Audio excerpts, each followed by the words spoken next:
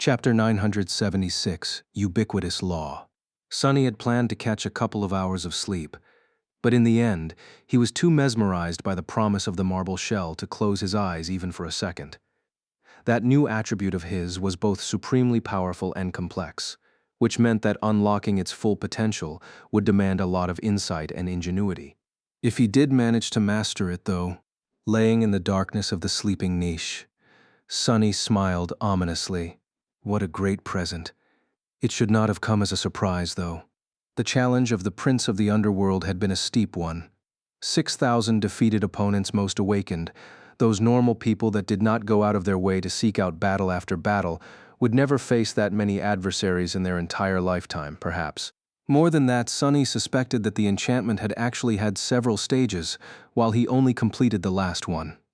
After all, the counter of vanquished foes had already been filled to some extent by the time Sonny repaired the mantle of the underworld, an ascended armor of the 6th tier, demanding 6,000 kills to rise to the 7th. If the onyx armor had started off as a memory of the 1st tier, demanding 1,000 kills to rise to the 2nd, 2,000 to rise to the 3rd, then it might have taken no less than 21,000 defeated enemies for it to acquire the soulbound relic enchantment. What a scary number. No wonder the marble shell was such a potent attribute, not to mention its connection to one of the demons. Whether it had been the first lord of the Bright Castle, or one of his companions that wore the mantle before, Sonny really owed them some gratitude. Even more of it, to be precise. Regardless of the past, though, there was a lot for him to think about when it came to the future. Sonny instantly understood that the marble shell would drastically, and most importantly passively, increase his defensive capability and resilience.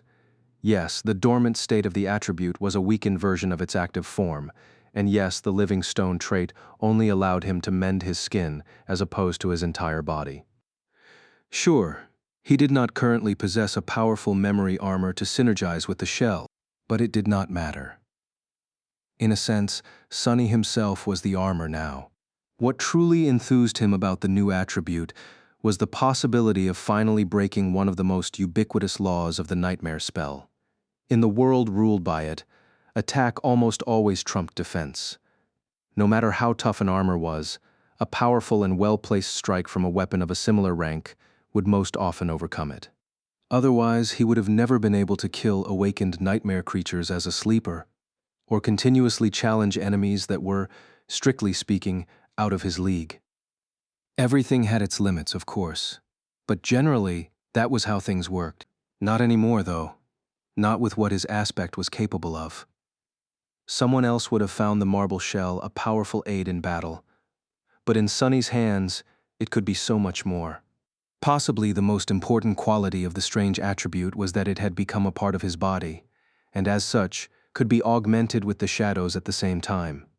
An ascended armor might be vulnerable to an ascended blade, but with 4 shadows enhancing it, maybe not. That went for elemental, mind, and soul attacks as well, albeit to a slightly lesser degree. Add blood weave and bone weave to the equation, with the living stone on top of it all. Sonny might not be ready to go around slaying titans just yet, but he was halfway convinced that being hit by Goliath would not instantly kill him anymore. And that was just defense. The marble shell had the potential to do wonders for his attack potency and lethality, too. The Feather of Truth had always been an unassuming, but insidiously powerful enchantment. Now that it could be applied to his entire body, as opposed to only his armor, though that really changed everything. Making himself lighter could drastically increase his speed and mobility. Making himself heavier could help Sonny weather powerful blows, as well as increase the impact of his own strikes. Force was heavily dependent on mass, after all, and it was hard to achieve one without the other. The second part of force was acceleration. So, if Sonny could learn how to skillfully weave 2 sides of the Feather of Truth together, his combat performance would take a significant leap forward. Wearing a light armor on top of the shell would be the most optimal choice in that regard, since doing so would grant him a double layer of protection while not encumbering him too much. Sonny already had some knowledge of how to use the Feather of Truth in battle, but he was going to need to adjust to its new scope, as well as relearn a lot of things, both about the trait itself and about how he approached combat in general. It would demand a lot of time, practice, insight, and most of all thinking, not to mention perfecting his ability to guide essence in just the right way. However, dismantling and mastering battle styles was something Sunny was exceedingly good at, so he had no doubt that he would see some improvements very soon. A modest improvement was not his goal, though. He wanted to reach a state where using the feather of truth to its full potential was an instinct for him, to make it something that he did not even have to think about to do. That would be a bit harder to achieve. Not impossible, though. Sunny's personal progress in terms of pure combat mastery had been stalled for a while. So now, he was actually excited about a new challenge. Shifting his perception to one of the shadows to observe the dark landscape flowing past the moving rhino, he smiled wryly. Luckily, I have a whole continent of nightmare creatures to practice on. Chapter 977, Through the Blizzard. Eventually, Sunny climbed out of the sleeping niche and went about the business of managing the caravan. They had made it far into the mountains and were already moving north toward their true goal. The blizzard was still raging, reducing visibility to almost zero. The landscape was as grim and foreboding as ever. Surrounding areas needed to be scouted, maps needed to be updated, reports needed to be received, and 100 other things demanded his attention. Before getting down to it, Sunny spared a few moments to stare at the gray fabric and lusterless black leather of the puppeteer's shroud. Who could have thought that he would be reduced to seriously using it again after all that time? It sure is much more comfortable than walking around in a full plate of steel armor. Ah, the old me had it good. Actually, not really. Sunny was ready to climb to the roof of the rhino when he noticed Beth staring at him with a strange expression. He lingered for a moment. What? She blinked a couple of times, then pulled her gaze away. No, nothing. Sunny frowned. Just say it, will you? Beth remained silent for a second, then asked hesitantly, Are you wearing makeup? This time, it was his turn to stare. What? No. Why would you think that? The young woman gave him a dubious look and shook her head. You just look a little different, that's all. Sunny grinned. Oh, I naturally have the complexion of a marble statue. No makeup involved. Didn't you know? Beth turned away with a sigh and mumbled under her nose. Damned awakened, how is this fair? Suppressing a chuckle, Sunny dissipated into the shadows and appeared on top of the rhino, sighing as the bone-chilling wind smashed into his chest. Surprisingly, though he was not that cold, his passive resistance to the elements was already making itself known. Without wasting any time, Sunny made himself heavier for better stability, summoned the memory of ice, and wrapped the shadow he kept with himself around his body, simultaneously circulating essence to double the enhancement granted to the charm. A couple of seconds later, he felt even more comfortable. Sunny still sensed a slight chill, but it was in no way bothersome. Additionally, the winds were powerless against him. It was as if Sunny had turned into a small cliff. Huh? Summoning Morgan's warbow, he sat down on the roof and closed his eyes. I can get used to this. Their journey to Falcon Scott continued. Traversing the abomination-infested expanse of the Antarctic Center was still hard and dangerous, but with Nave assisting Sunny in defending the caravan, things became a little bit easier. The two masters rarely saw each other, communicating mostly over the chain of relays in the military vehicles. Sunny was stationed at the head of the column, while Nave stayed in the rear to provide the best possible defensive coverage. Mostly they only met face-to-face during the rare stops, and when an especially dire threat demanded both of them to fight side by side to vanquish it. Going into battle with the Nightwalker was both comfortable and effective. Ah, finally a professional. Nave was an extremely skilled warrior, using a long bone harpoon and a net woven out of unnaturally durable threads to herd and decimate nightmare creatures. It was obvious that he was not entirely comfortable fighting on land, and his aspect powers seemed to be under severe restriction, though, so the Scion of the House of Night mostly supported Sunny and made it easier for him to kill their enemies, which was more than welcome. Nave was also more cautious than most masters tended to be. Not overly so, but enough for Sunny to notice the difference between the two of them. It was understandable, after all. The Nightwalker had a family to come back to. He carried more than one life on his shoulders. That perspective was a bit new to Sunny, and made him think about things that he had never considered before. Other than that, things were going as expected. The caravan continued to grow, several more groups of Erebus field survivors joining it. By then, Sonny was secretly starting to thank the gods that Nave's ship had suffered catastrophic damage. Without the additional supplies looted from its holds, he would have to deal with a supply shortage pretty soon. As it was, though, he had enough to feed everyone and arm those who could and knew how to fight. For now. Sonny was curious to see if anyone else would notice his subtle change. But in the end, the only other person other than Beth who showed any reaction was Kim. At some point she gave him a very weird look and hastily turned away without asking anything. Kim was able to see vulnerabilities in everything she looked at after all, and Sonny had recently become much less vulnerable. No wonder she was surprised. Great. What bizarre stories are they going to come up with now? Hopefully Belle would not be giving him weird looks again. The crow also noticed that something about Sonny had changed. The echo landed on his shoulder, stared at him with curiosity for a few moments, and then suddenly tried to peck him in the neck. After that, the bird let out a startled caw. Stone, stone. Then, it flew away and stayed in the air for a while. Being pecked by an awakened monster was not a pleasant experience, but the shell did not show any sign of giving in to the sharp beak. Overall, Sonny was very satisfied by the strange incident. The tumultuous march north continued. Swarms of nightmare creatures were slaughtered. More soldiers died. More refugees died too, with thousands and thousands of them cooped up in the moving vehicles. It was inevitable that some would succumb to the spell. Despite all Sonny's efforts to make sure that new aspirants were found and isolated in time, there had been a couple instances where the security measures failed. The results were bloody. Sonny was shaken by the loss of civilian lives, but in the grand scheme of things, they were just drops in the ocean. An entire metropolis had been erased off the map just a few days ago, and that was simply one instance of the inconceivable carnage and destruction reigning over the southern quadrant. Sonny was growing really tired of watching people die. He also knew that the death toll would not stop growing anytime soon. Chapter 978. Back again. The rhino let out a disturbing screeching sound and came to a shuddering stop. Sonny remained on the roof for a few moments, looking down with a grim expression on his face, then jumped down. Landing softly in the snow, he took a few steps away and studied his battered APC. The mighty machine had seen better days. Its armored hull was littered with deep gouges and makeshift patches of scavenged alloy. The wedge-shaped ram at the front of the Rhino was deformed and painted dull red, its deployment mechanism irreparably damaged and stuck in the lowered position.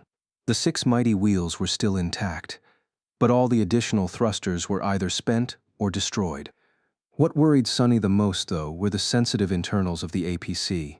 Despite the fact that Kim and Samara had been desperately trying to keep them from deteriorating completely, most of the systems were slowly dying.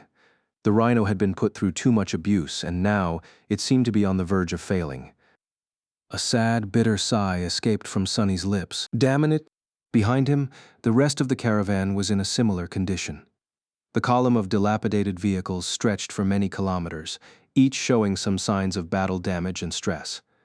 Most vehicles had not suffered as much as the Rhino, which served as the vanguard machine, but then again most of them were also not as shielded and robust as the custom APC of the irregulars. After studying the state of the caravan for a minute or two, Sonny turned around and walked forward. Passing between the massive shape of Abomination and the much smaller, but similarly fearsome shape of Blackie, he stopped and looked at the vast valley below. As he did, the crow landed on his shoulder. Sonny and the 3 echoes remained silent for a while. The valley was covered in snow, but it could not hide the upturned soil and the signs of a devastating battle that must have raged here once. Craters and mounds of frozen earth littered the landscape, hinting at a heavy artillery bombardment. A ghastly mountain of charred bones towered near the slopes, and some distance away from it lay a graveyard of broken war machines. Thousands upon thousands of nightmare creatures were moving through the snow. Worse than that, 13 active gates ringed the valley, tearing reality apart. What a terrible place. Sonny hesitated for a moment, then looked at Nive, who had just reached the crest of the hill. The Nightwalker was looking down with a sour face, his broken arm still resting in a makeshift sling. He had been wounded in a random battle a few days ago and was yet to fully recover. Sunny smiled.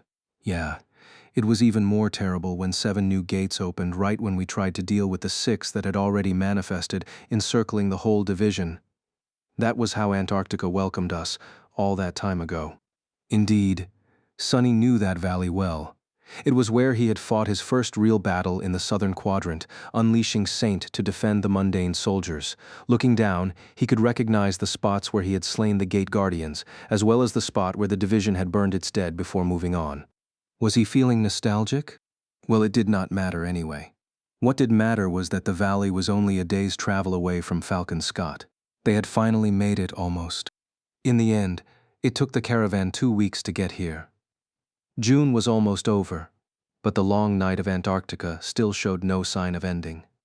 The world was dark, as always, and full of abominable horrors, as always.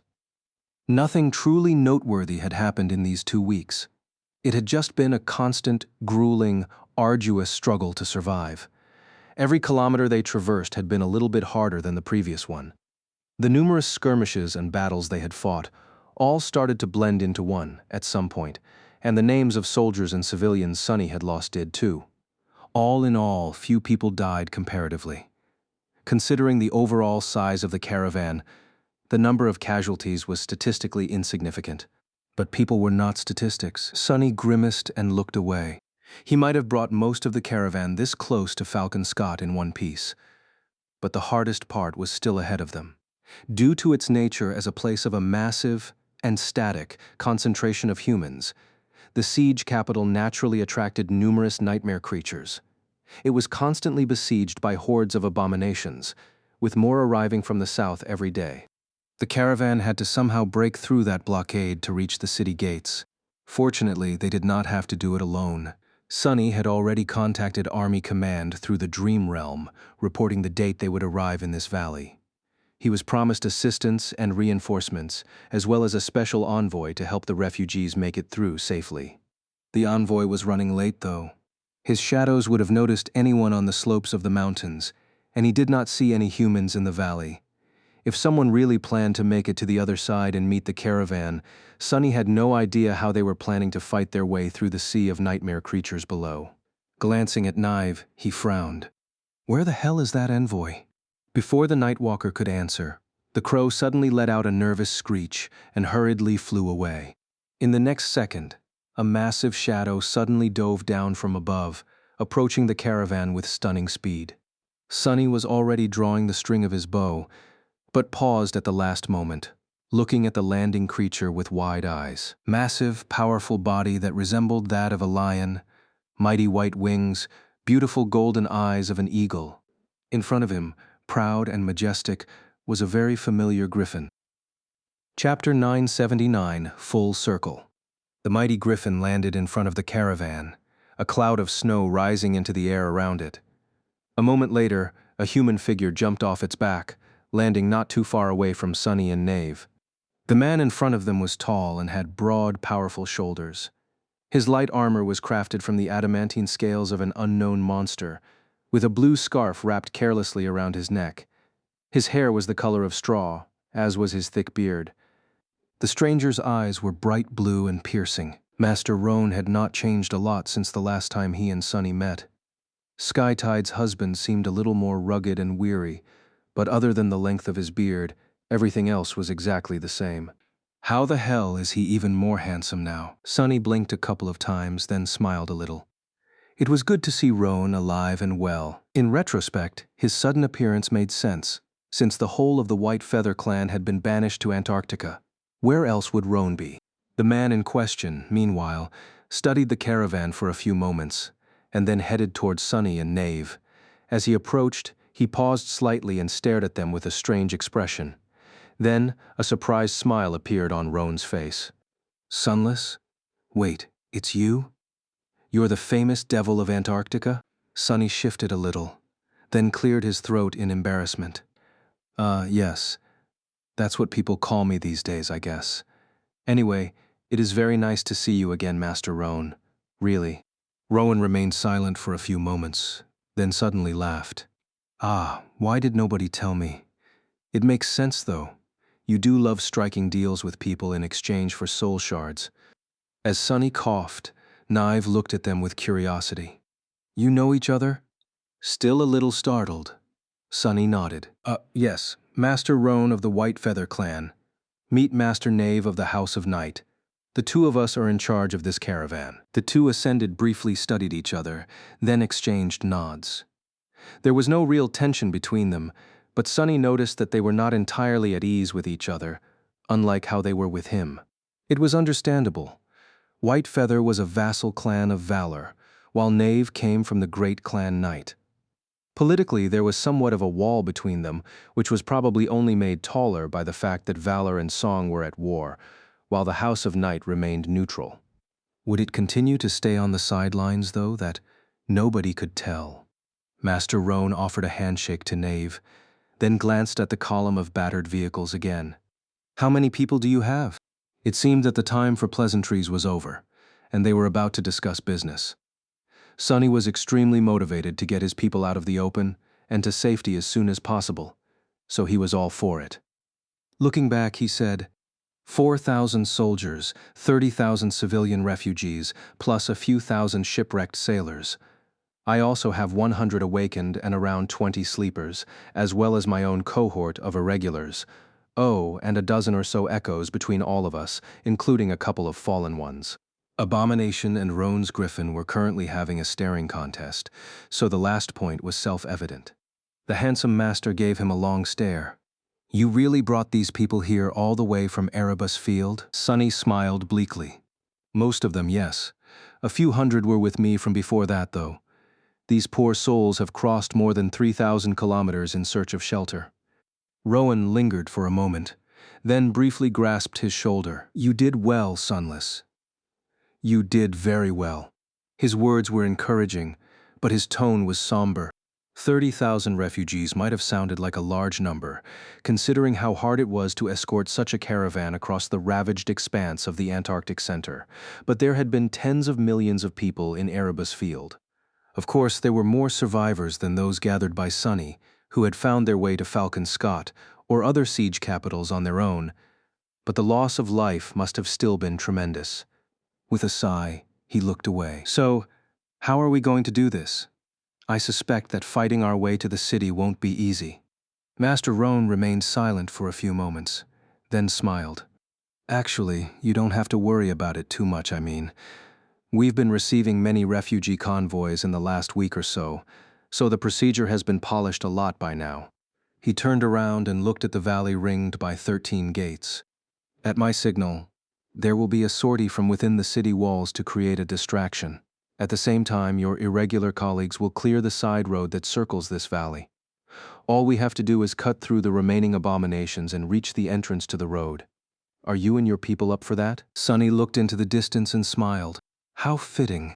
Wasn't it the exact same road that his cohort had been ordered to secure during the first days of the campaign? Sunny had left Falcon Scott 3 months ago, and now he was returning. The circle was complete. What a tough road it had been. Had he ever suspected that things would turn out this way? Millions of people were dead. The First Army was in retreat all across the Antarctic Center, and he had somehow ended up being responsible for tens of thousands of lives. Humanity had been thoroughly beaten by the chain of nightmares in this region of the southern quadrant. Not a chance. He had a suspicion that things would turn out disastrously for the First Army, but not so soon, and not to such an extent. Not to mention how bizarre his own situation was. Well, what does it matter? Giving Roan a nod, Sunny stretched his shoulders and said, yes, we are. Let's get the hell out of here. Chapter 980, Siege Capital. The preparations did not take long.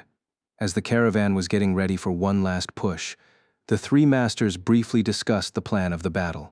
There was not a lot they had to do. If things went well, most of the nightmare creatures would be drawn away by the city defenders, and the mountain road would be cleared by the irregulars. However, it was always a good idea to prepare a few contingencies, just in case. At some point, Roan gave Sunny a studying look and said, You look different, Sunless. Sunny tilted his head a little, confused. Why wouldn't I? The last time we saw each other, I was still an awakened. Oh, or do you mean my skin? Rowan shook his head with a smile. No, I don't mean your appearance. You just seem older. Sonny blinked a couple of times. I am older, though, by about 2 years. The handsome master chuckled. That you are, anyway. I think we are as ready as we can be. Should I send the signal? Sonny nodded, prompting Roan to summon a memory that resembled a waxed clay tablet. He simply drew a jagged line on it, then waved at them and walked over to his griffin. Not long after that, the sortie that was supposed to lead most of the nightmare creatures away from the valley commenced. It started with a heavy missile barrage, which was then followed by a full company of MWPs appearing on the far side, accompanied by many cohorts of awakened. Sonny and Knave silently watched as the sea of abominations rushed forward, then glanced at each other and dashed toward their vehicles. Abomination and Blackie rose from the ground and shook their gaunt bodies, preparing for a battle. They did not have to wait long. As soon as the horde of nightmare creatures shifted to the far side of the valley and spilled out of it, pursuing the retreating diversion force, the rhino growled and lunged forward. The battered APC was functioning perfectly, as if it had gathered all its remaining strength for one last glorious charge. The long column of vehicles followed the mighty machine. The caravan rolled down into the valley before any of the remaining nightmare creatures could react. An onslaught of bullets, arrows, and magical projectiles fell upon them, tearing the monsters apart. Further away, the tail of the deceived horde sensed that something was wrong. Scores of abominations turned around and saw the descending column of vehicles. Their howls and shrieks informed the rest of the creatures, and a mass of them staggered, struggling to change targets. Before the tail of the horde could reorient itself, however, a rain of strange metal rods fell from the sky, piercing the ground in front of them in a loose line. Then, blinding arcs of electricity suddenly shot between the rods, creating a wall of lightning. The first few nightmare creatures that tried to pass through the barrier were instantly turned to ash. Roan was holding them back for now, but his reserves of essence were probably not going to last long. Plus, the more powerful abominations could weather the damage and slip through the lightning wall. Others could simply leap over it. One was already trying, for that matter.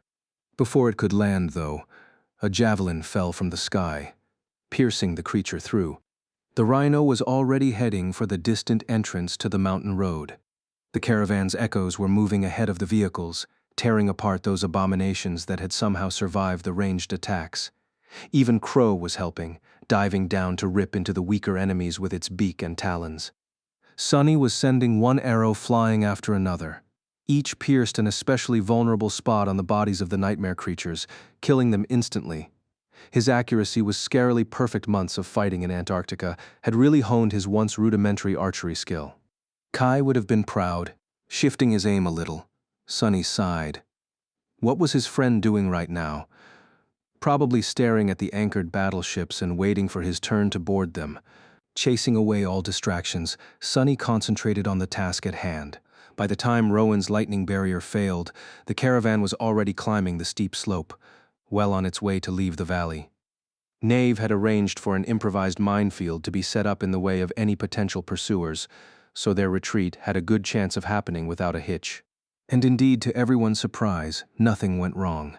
Higher in the mountains, Sonny was standing on the roof of the rhino and staring at the familiar gate up ahead. That was the place where he had slain the gate guardian, defiled witness, a few months ago. Very little had changed in this place. The mountain road was suspiciously empty of enemies, and very soon he realized why. A man in heavy plate armor suddenly appeared from behind a large boulder and effortlessly jumped to the roof of the rhino, landing just a few steps away from Sonny. His face was hidden behind the visor of a closed helmet, but Sonny recognized Ascended Dale, Winter's former partner and one of the captains of the Irregulars, by his steady bearing and equipment. Master Knight glanced at him and nodded curtly. Sonny grinned. Hey Dale, you really are a sight for sore eyes. Say, have you always been so mesmerizing? The ironclad warrior stared at him for a moment, then shook his head. A calm voice resounded from behind the helmet. You're not too bad yourself, Sonny.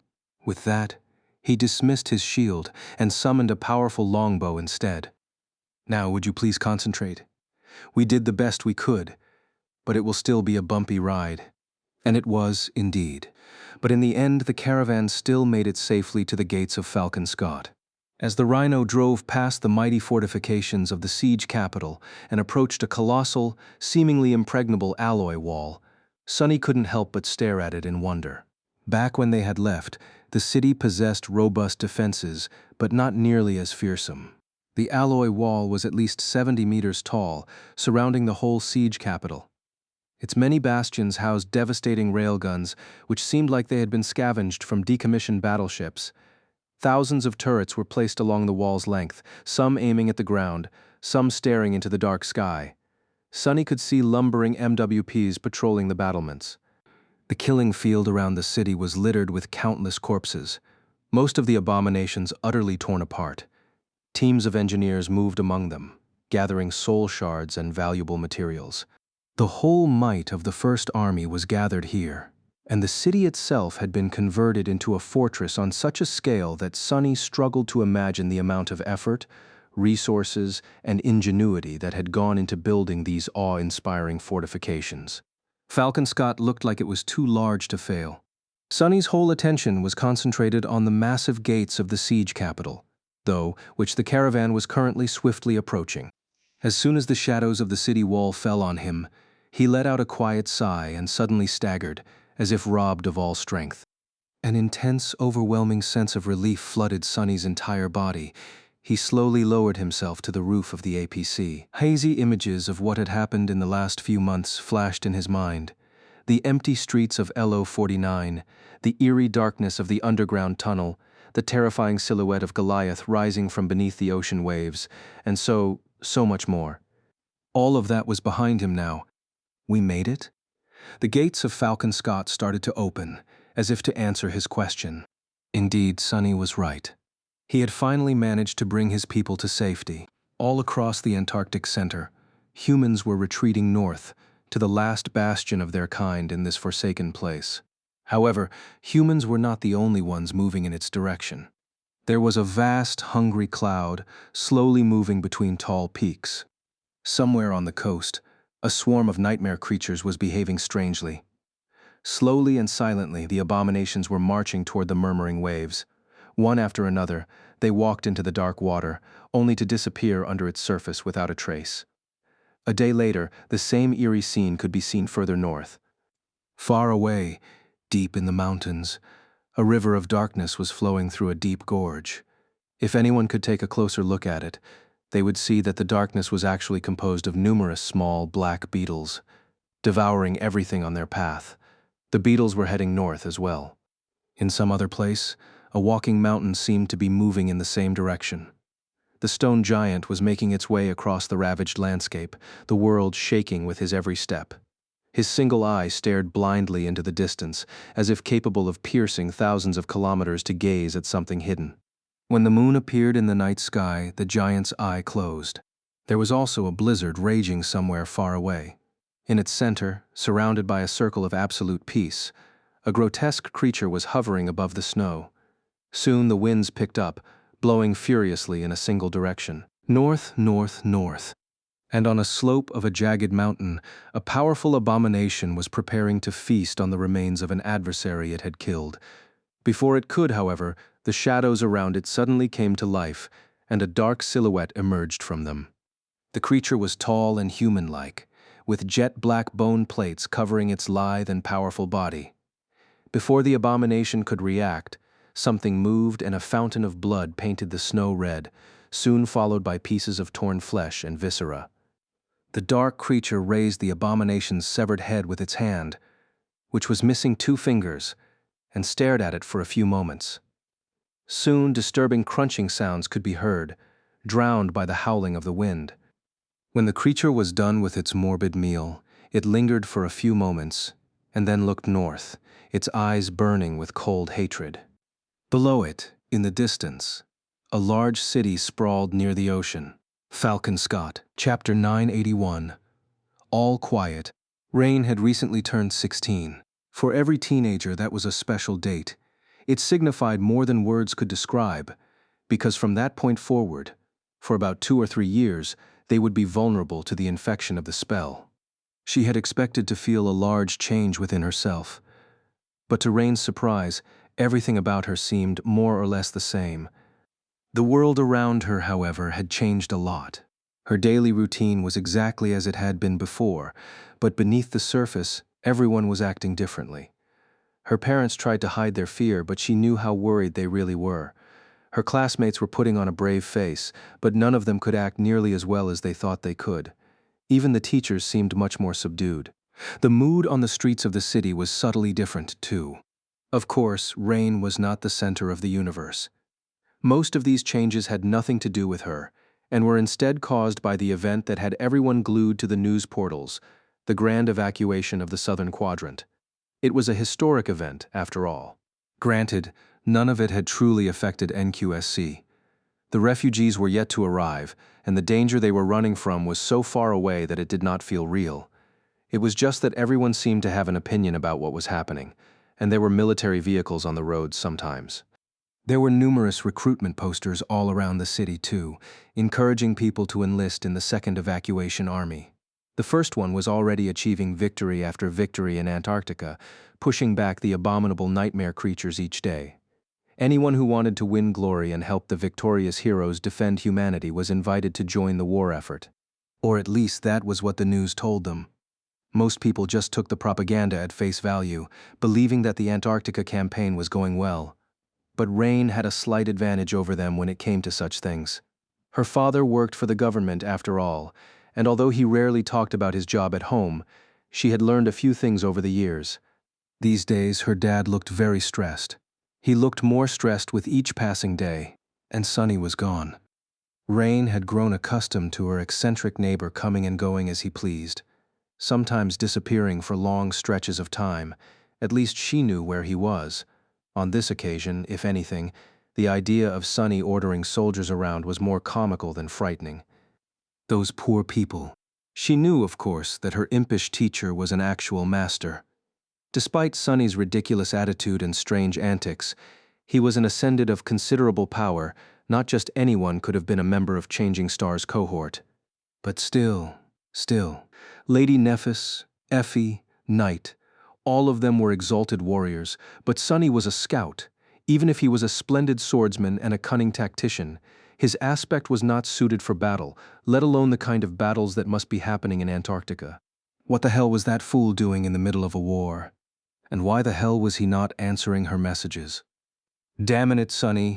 Sitting in class and finding herself unable to concentrate on the lesson, it was just a perfunctory summer course anyway. And everyone was sleepy after an intense combat drill. Rain was staring at the screen of her communicator with dark intensity. Things had been fine at first, but then everything went wrong. When Sunny stopped answering, she had not been too worried. For a couple of weeks. It had been 2 months now, though, and there was still no sign of him. At some point, Rain had grown concerned and, not knowing what else to do, contacted Aiko. But Aiko simply told her to relax, and that Sunny was definitely doing great somewhere out there. The petite young woman seemed to have a lot of confidence in Sunny's abilities, it seemed. And yet, Rain was ill at ease. It was funny right now. She should have been worried sick about being chosen by the spell, but Sunny's strange silence bothered her much more. And so Rain was staring at the screen of her communicator in the middle of a class. Her message log would have been embarrassing if things weren't so scary. Hey, did you get my last message? Rain to Sunny, hello? Stop ignoring me. Why aren't you answering? Sunny, if you're too busy, just say so and I'll find something more interesting to do. What? Not even an okay. Come on. Seriously though, are you all right? Did something happen? If I find out that you just forgot to read my messages, you are a dead man. You are not really dead, are you? Ha ha, just joking. What the hell? You did not even congratulate me on my birthday. Sunny, are you okay? Answer me, damn it. Sunny, answer me. I might be a little worried, so please send me a message when you have free time. Please answer me. Rain gritted her teeth and put the communicator away. She tried listening to the lecture, although it was hard to hear anything with how much her classmates were whispering around her, gossiping about this and that. The class, the gossip, It all seemed so inconsequential. The whole classroom seemed surreal, actually. It was too peaceful, too warm, and too normal. Somewhere out there, millions of people were being displaced or dying. The loss of one of the four quadrants could have long-term and catastrophic consequences for all of humanity. The same thing that was transpiring in Antarctica could just as easily happen to other continents soon. And yet, people were behaving as if nothing out of the ordinary was going on. They just went about their lives acting unconcerned. Did they not understand what was happening? Did they not know that soldiers were dying on the front line every day?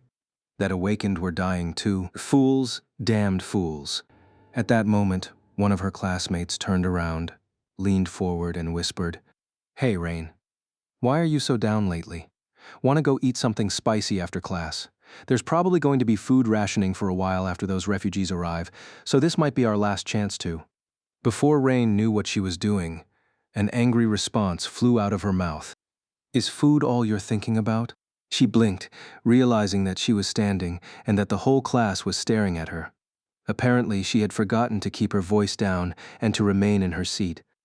The teacher gave Rain a bewildered look. "Why, yes. This topic might not seem too interesting to you youngsters, but it would be unprofessional for me to be thinking about something else while presenting it. Now, please sit down and behave, young miss. Where are your manners?"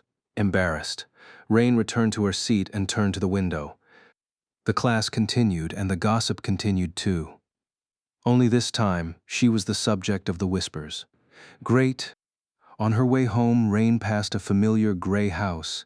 She paused for a few moments, looking at the porch where a certain insufferable master could often be seen in the past, drinking coffee and acting as if he did not have a single worry in the world. The porch was empty, and the house was empty too. With a sigh, she turned away and continued walking. Why do I care about that idiot anyway? Damned Sonny. Even if he sends me a message now, I won't answer. At that moment, her communicator vibrated, announcing that there was a new notification. Rain glanced at it absent-mindedly, and then suddenly froze. There was a new message on the screen. It read, "Sunny gods, what is up with all these messages? Are you a stalker? I was just stuck in an area without a network connection for a while. There was no need to assault my inbox. Anyway, happy belated birthday, I guess. How are you doing? Data transfers are limited where I am now, so I'll be short. I'm fine. Oh, and I received another medal. Pretty cool, right?" Rain stared at the screen for a few moments, then took a shaky breath and started typing furiously. Chapter 982. Dark, empty, and silent. Cassie opened her eyes in the darkness. For a few moments she was disoriented by the onslaught of colors and sensations. She was looking at the bright blue sky and the sea of white clouds rolling beneath the ivory tower. Sunlight was caressing her skin, and gentle winds were singing into her ears. She was enveloped in heat, red sparks flying from a crucible where molten steel was shining with an incandescent glow. A tired voice was chanting something in an ancient language, the alien words drowning in the clamor of the forge. She was locked in a small office, reading a document. The paper was cold to the touch and smelled of fresh ink. Her vision was blurry from the lack of sleep, and her heart was heavy. The contents of the document were grave. There were other places, other people. It took her some time to find herself among the strangers. Cassie's was the only world that had no colors and no shapes. It was dark, empty, and silent. She could feel the soft fabric of her pajamas touching her skin and the warmth of her bed. The smell was all wrong, though. Wrong, but nice and familiar. Where am I? She frowned and then remembered. These were not her chambers in the ivory tower. She had returned to the waking world and was now in her room. She was home. Cassie allowed the perspectives of various people marked by her ability to fade into the background and concentrated on her own. She rose from the bed and went to the bathroom to take a shower. The layout of her room was orderly and familiar, and she was careful to keep everything in its proper place. That was why she could orient herself without problem here, not needing any help. This darkness was safe. It had not always been that way, however. For the first few weeks after receiving her flaw, Cassie had been a walking collection of bruises. And then, the solstice was upon her. After a short but pleasant shower, way better than anything they had been able to arrange in the ivory tower, she walked over to her wardrobe and got dressed. Her clothes were organized according to a strict system, with a tactile script tag added to each hanger to label colors, so Cassie could find anything she wanted quickly. Finally ready, she left her room and headed downstairs. Outside of her own space, she felt less confident. Her parents tried to be mindful of her flaw, but it was still something unfamiliar to them. In the years after becoming blind, Cassie spent most of her time someplace else. After all, how could they have grown accustomed to it? She was almost sure that there would not be a piece of furniture moved, or a random item left carelessly in the way. But the mere possibility of stumbling into something, or falling down, made her feel tense. Cassie felt like a stranger in her own home. She hated that feeling. Of course, nothing here could really harm her. Her ascended physique was beyond being bruised by a mundane accident. But today was a special day. She wanted to make it perfect. Cassie hesitated for a little and then activated her awakened ability. With so many perspective mediums out there, her essence was in a state of delicate equilibrium. She had to be mindful not to spend more than she could passively replenish, and indulging herself without a real reason was not very responsible. Just for a little bit. Immediately, the world changed. Cassie was standing near the stairs, but she was also cautiously descending them. 1 step, 2 steps, 3 steps. Cassie lowered her foot to the first step, but she was also on the 4th step. Cassie reached the 4th step, but she was also on the landing. Her hand was sliding along the banister, but it was also hanging by her side. She did not smell anything in particular, but she could also feel the scent of her mom's shampoo and flowers. Cassie was still on the stairs, but she also felt a pang of pain as her shin slammed into something hard, followed by the sound of a glass vase shattering as it hit the floor. There was nothing there before. Cassie moved to the side, avoiding the unfamiliar stand, and leaned forward a little to smell the flowers. The vase was standing still and perfectly whole. At the same time, there was the sound of an opening door, and her mother's scent became stronger. Cassie turned to the closed door. The door opened, and her mother walked inside from the street. "Ah, my baby is awake." Cassie smiled and released her awakened ability. Instead, she sent her essence forward and substituted her sight with her mom's. Immediately, the full room came into view, including an unfamiliar wooden stand with a beautiful vase of natural flowers on top of it. She saw herself too. Cassie could see her own face, but not that of her mother. She frowned a little. "My skirt is wrinkled. Happy birthday." "I can't believe it. My lovely daughter is turning 20. Cassie smiled. She didn't feel like she was 20. She felt like she was 200. Before she could say anything, her mom enveloped her in a hug. "I am so glad that you managed to come. Work is work, but a young lady like you should not forget about her poor old parents. Would it kill you to visit more often?" "Ah, what am I saying? Visit, what visit? This is still your home, you know. You live here." Cassie's smile widened. "I know. And where are these friends of yours? What do you mean no one is coming to the party? I get it that Lady Nephis might be busy, but what about the others? That young man, Sonny, the one you always mention? Where's he?" Cassie remained silent for a while. "He's busy too. Ah, that daughter of mine is too nice. If it were me, I'd give these so-called friends a piece of my mind. Missing a birthday party is never okay." Cassie just hugged her mom tighter. She couldn't help but cling to her a little longer than she should have. That was because Cassie knew exactly how many more birthdays they would be able to celebrate together. She knew when her mother would die and how. She knew when her father would die too. She even knew the day of her own death and where she would be entombed. Cassie knew a great number of things, and because of that, she felt sorry. Fate was not easy to break, and it could not be broken without paying a price. "All right, baby, let me go so that I can cook you a very special birthday breakfast." She reluctantly ended the hug and sighed. "I am not a baby. You know, I am an ascended already." Her mom laughed. "Who says that an ascended can't be a little baby? Now tell me what you want for breakfast." Cassie masterfully hid her sorrow and put a big, bright smile on her face. How about eggs? With bacon? Her mother was already walking to the kitchen. No problem. We only have synthetic bacon, though. Will that be all right, Miss Ascended? Cassie followed, careful not to smash into anything else. That's the best kind. There was a digital clock in the kitchen, and when her mother glanced at it in passing, the time was 10 in the morning. Cassie quietly sat down and turned to the clock, even though she could not see it.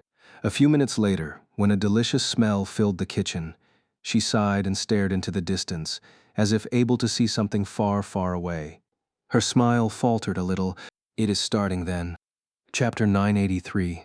The Fall of Falcon Scott. Falcon Scott was not the largest city in the southern quadrant, but it served an important role. Situated dangerously close to the ocean, it served as an entry point to the Antarctic Center. A constant stream of people and cargo used to flow through it, making it the heart of the infrastructure of the region. The city itself sprawled across the foothills of the mountain range, perched on top of tall cliffs. At the bottom of the cliffs, an independent port fortress stood at the edge of the water, surrounded by its own ring of walls. The fortress was much larger and better fortified than the one Sunny had departed the northern quadrant from, and the First Army did not spare any resources to reinforce it even further. The port was connected to the city by a chain of industrial elevator platforms, which could haul a formidable amount of weight up and down. Due to that, the fortress could be supported by artillery fire from the city wall, and even if it fell, the enemy would have to scale the tall vertical barrier of the cliffs under a rain of defensive fire. Not that losing the port was an option in the current situation. Several alloy leviathans were currently anchored near the fortress, swaying on the waves and flooding the dark ocean with the moving beams of powerful searchlights. The city itself was grossly overcrowded, housing 10 times its intended population. After all remaining siege capitals of the Antarctic Center had been evacuated here, Falcon Scott sheltered close to 200 million people. All of them were waiting for their turn to board the battleships and be transported over the strait to the much better protected expanse of eastern Antarctica, where the First Army was still maintaining a semblance of control. One of the 4 naval convoys had been reassigned to ferry people over, but even with the prodigious capacity of the massive vessels, it was going to take a while. The fact that several of the battleships, like Nave's former berth and the Ariadne, had been lost to the ravages of the Chain of Nightmares did not make the process faster. That's more than half of the population of NQSC. Crazy. Sunny was looking at the live image of the city, which was projected onto a false window in one of the offices of the local government's complex. The city shone with a myriad of lights in the cold darkness of the polar night, with the ghostly aurora swirling eerily above. There were too many people everywhere, and most of them looked lost, disoriented, or outright defeated. The larger part of the complex, of course, was located underground, so the window had to be fake. The complex also housed the regional branch of Army Command, which was why Sunny had received instructions to visit today. With a sigh, he turned away from the window, walked to the conference table, and sat down. Sunny was still wearing the puppeteer's shroud, but the difference was that he had been given time to sleep, take a proper shower, and eat a full meal. Much more important than that, the weight of tens of thousands of souls was not pressing down on him anymore. All in all, he looked pretty refreshed. Where is she? He did not have to wait long. A minute or two later, the door opened and Master Jet walked inside. Soul Reaper looked pretty much the same as she had the last time he saw her. Granted, she was wearing the usual bodysuit instead of battle armor today. Ah, the bodysuit, but other than that, it did not seem like the hellish months of the Antarctic campaign had impacted her in a negative way. Noticing Sunny, Jet smiled. Well, if it's not young Master Sunless, valiant slayer of abominations and savior of men, it's good to have you back, Sunny. Sunny forced out a smile in return. Yeah, it's good to be back. How have the last 2 months treated you? Because, I had it a bit rough. Master Jet took a seat at the head of the table and gave him a humorous look. You have no one but yourself to blame. Who asked you to be such an overachiever? I sent you to retrieve 1 man, and you brought me 40,000 instead. I must say, if everyone here had this kind of attitude, the Chain of Nightmares would have been over in a week. Hell, we might have reclaimed America by now. Sunny glanced at her darkly. No thanks. Considering how many refugees were currently in Falcon Scott, 40,000 was not a large number. However, a few of those thousands were actual soldiers, and a couple more were experienced sailors. That was actually significant enough to make a splash, so the news of his return spread far and wide. All of them, both the refugees and the soldiers, also seemed to be very fond of telling tales about the devil's many exploits. Sonny was not entirely sure what kind of reputation he had earned, but he definitely had a reputation now. All throughout the city, people were familiar with his name, for better or worse. "Oh, thanks for sending me your crow, by the way. It helped a lot." Jet grinned, but before she could say anything, the door opened again. Winter and Dale entered and took their seats. With only the 4 irregulars in the office, it seemed a bit empty. Sonny looked around. Where are Randall and Jesse? Master Jet lingered for a moment. They're dead. He grew quiet. Oh. Soul Reaper sighed, then picked up her datapad, scrolled through a few documents, and addressed them in a bright voice. Well then, let's begin. There's going to be a big strategy meeting in an hour for everyone important enough to attend, but before that, I should update you on the current situation. In the next few days, Falcon Scott is going to be besieged by an endless sea of abominations. Our task is simple. We must ensure that it doesn't fall for at least 3 weeks. Chapter 984, The Fall of Falcon Scott. 2. The situation was both clear and grim. Sonny already knew some of the things that Jet told them, but some were a complete surprise. The First Army was planning to withdraw from the Antarctic Center, taking its entire population with them. The previous plan of hunkering down in a number of fortified siege capitals for gradual evacuation had been abandoned, or rather postponed. It was going to be enacted eventually, but not before everyone was safely relocated to eastern Antarctica. Eastern Antarctica was doing much better than the central region of the quadrant for a number of reasons. Firstly, it was much larger and more densely populated than the center, with better terrain. That was why the First Army contingent sent there was several times more powerful. The Field Army Sonny was a part of numbered 100,000 soldiers, with around 5,000 awakened accompanying them, or rather had numbered. Now there was maybe half of them left. The 3 field armies operating in eastern Antarctica, on the other hand, had 300,000 soldiers and 15,000 awakened, not counting the local forces. If that was not enough, 2 of the 3 saints participating in the campaign were stationed there as well. The emissary of the Song clan and the government transcendent were both assigned to the larger landmass, with Sky Tide alone responsible for the whole of the Antarctic Center. The chain of nightmares also seemed to be hitting the central region especially hard. Lastly, and perhaps most pivotally, the Antarctic Center was where the winter beast had appeared. That titan alone was responsible for numerous deaths, since its influence had collapsed the communication network across the entire landmass. If it were not for the fact that St. Tyrus was a direct counter to its powers, the situation could have been even worse. Sadly, she could only contain the winter beast, not slay it. In any case, Army Command had decided to cut its losses and concentrate all the remaining human forces in the quadrant on defending a single region. The first detachments of the Second Army were scheduled to arrive at the end of the month, so their decision at least seemed prudent. The problem, of course, was that the battered defenders of the Antarctic Center had to survive the relocation first. There were close to 200 million people in Falcon Scott, and relocating them to eastern Antarctica was going to take at least 3 weeks. The strait was not very wide, so ferrying refugees across it would be 10 times faster than trying to evacuate them all the way to the northern quadrant. Still, there were just too many of them to accomplish anything in a timely manner. So, the remaining members of the field army had to make sure that the siege capital would survive those weeks under constant siege by the nightmare creatures. Master Jet leaned back. We resisted 3 large-scale assaults yesterday, and there are probably going to be 4 or 5 today. That number will only increase in the future. We will have to stop counting them eventually, I think, since it'll just be one uninterrupted onslaught of abominations, 24 hours a day. Winter and Dale glanced at each other. Eventually, the ascended sharpshooter sighed. It's not the number of nightmare creatures that worries me. It's the particularly powerful bastards that have nowhere to go but here, now. Soul Reaper shrugged. We'll have to develop strategies against each one.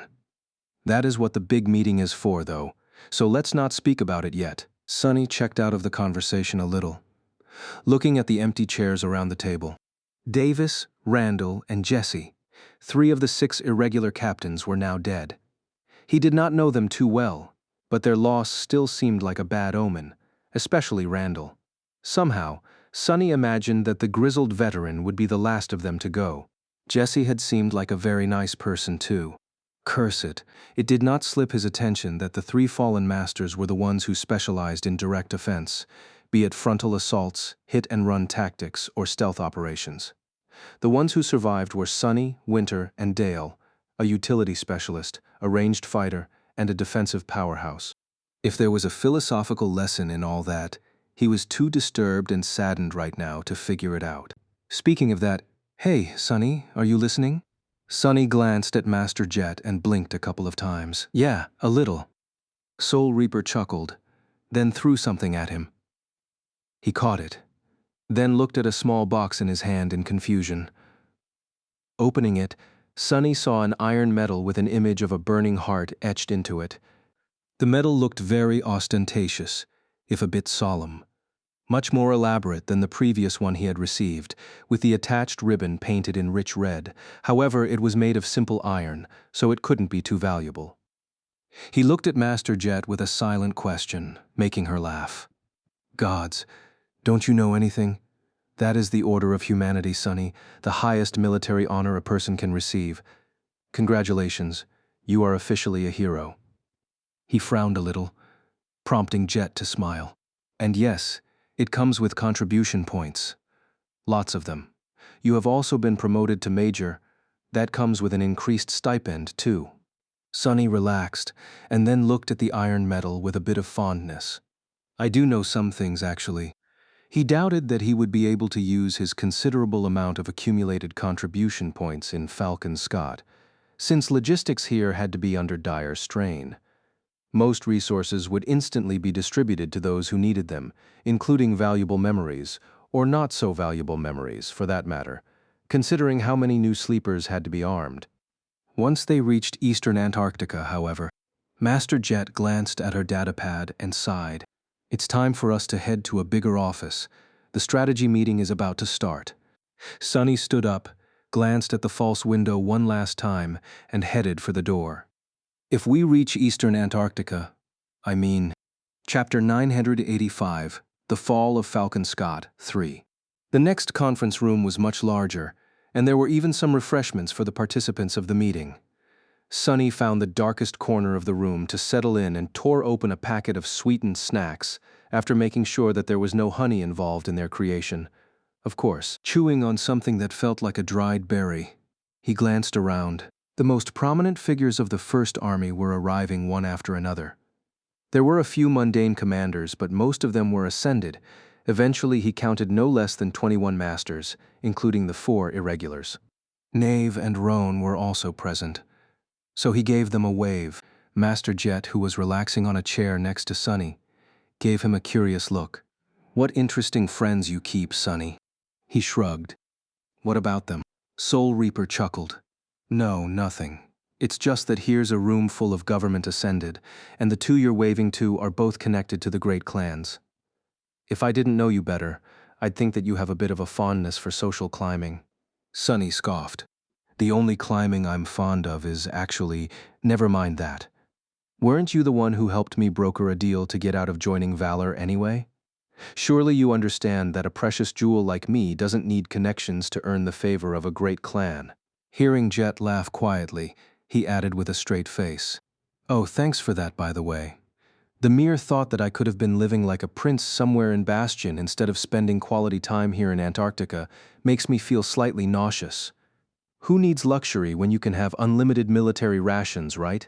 Winter stared at him from behind her sunglasses and grinned. I did not know that Valor tried to recruit you. And you refused, huh? Was she really ugly? Sonny raised an eyebrow. No? What do you mean? Winter shook her head.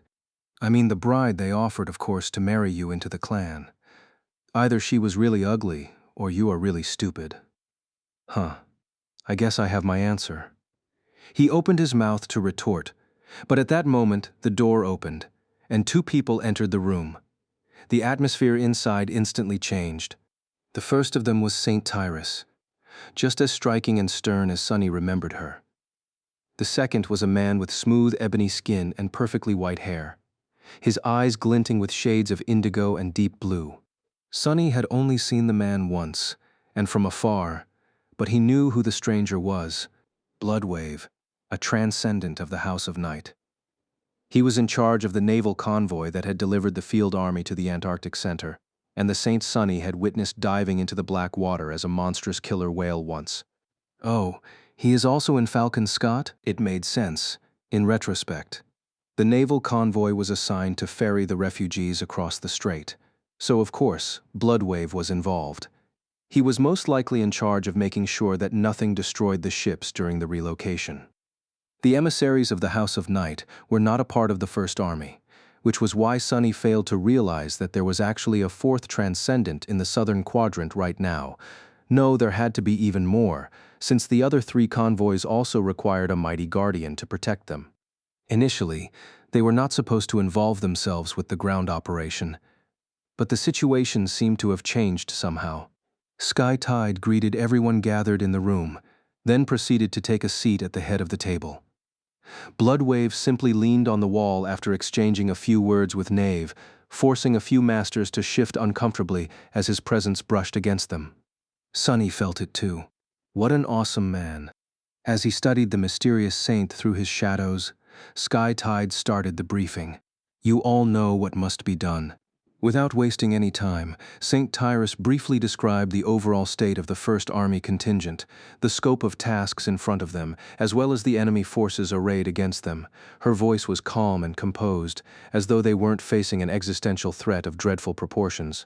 To be honest, Sunny struggled to imagine Sky Tide losing composure in any circumstance. What would that even look like? Well, actually, I hope to never find out. Most of what she told them were things that he already knew to some extent, but hearing all of it listed in a structured manner was helpful to get a solid glimpse of the big picture. The big picture did not look too good. Pointing to the projected map of the city and its surroundings, St. Tyrus continued. Now that Falcon Scott is the only target in the region, the infighting between nightmare creatures will increase drastically. The terrain limits their approach, which means that various swarms and tribes of abominations will have to compete with each other for the right to attack the wall. Many will be slaughtered long before they reach us. Her gaze was cold and heavy, so we should not worry too much about being overwhelmed with pure numbers. What we do need to worry about, however, is that only the most brutal, lethal, and powerful creatures are going to make it through. The main purpose of this meeting is to identify priority targets among these creatures and come up with a way to deal with them. St. Tyrus gestured to the projections, where several images replaced the city map. The preliminary analysis shows that these nightmare creatures represent the most acute threat to this city. Sunny looked at the images, feeling a grim weight settle on his heart. He was already familiar with most of them.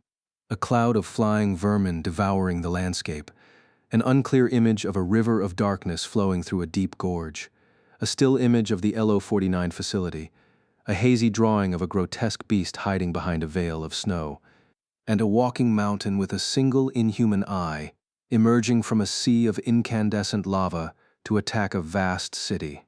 Sunny sighed. 3 weeks, huh? Chapter 986. The Fall of Falcon Scott. 4. St. Tyrus waited for a few moments, then spoke again. Some of you have already faced one of these monsters. Master Sunless over there has even survived encountering 4 out of 5. Without prompting, everyone in the room turned to stare at him, their expressions varying from pity to astonishment. He even heard a few whispers. 4? And he's still alive? That kid must be cursed or something. Devil's own luck, huh? Sunny cleared his throat. Ah, yes. Using this moment, I might as well sincerely thank Army Command for giving me the opportunity to complete my collection and get to know the winter beast as well. A wave of laughter spread through the room. Sky Tide gave him a stern look. I'll mark you as a volunteer then. Before Sunny could protest, she continued. The first target is a swarm entity known as the Devouring Cloud. Our diviners were able to determine that it is not a powerful nightmare creature per se, but instead the remains of one.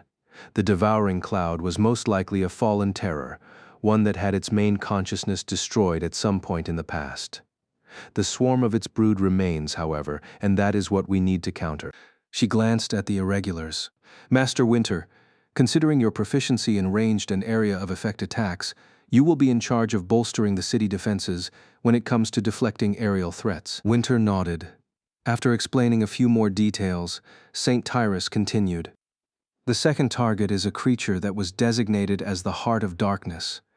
Not a lot is known about it, except for the fact that it is composed of numerous insect-like drones, wielding powers connected to elemental darkness and possibly spatial distortion. The knowledge of this being was brought to us by the first irregular company. That would be Sunny, and the members of his cohort, who had been diligently reporting everything about the enemies the convoy encountered during their visits to the Dream Realm. Skytide looked in the direction of the four irregulars.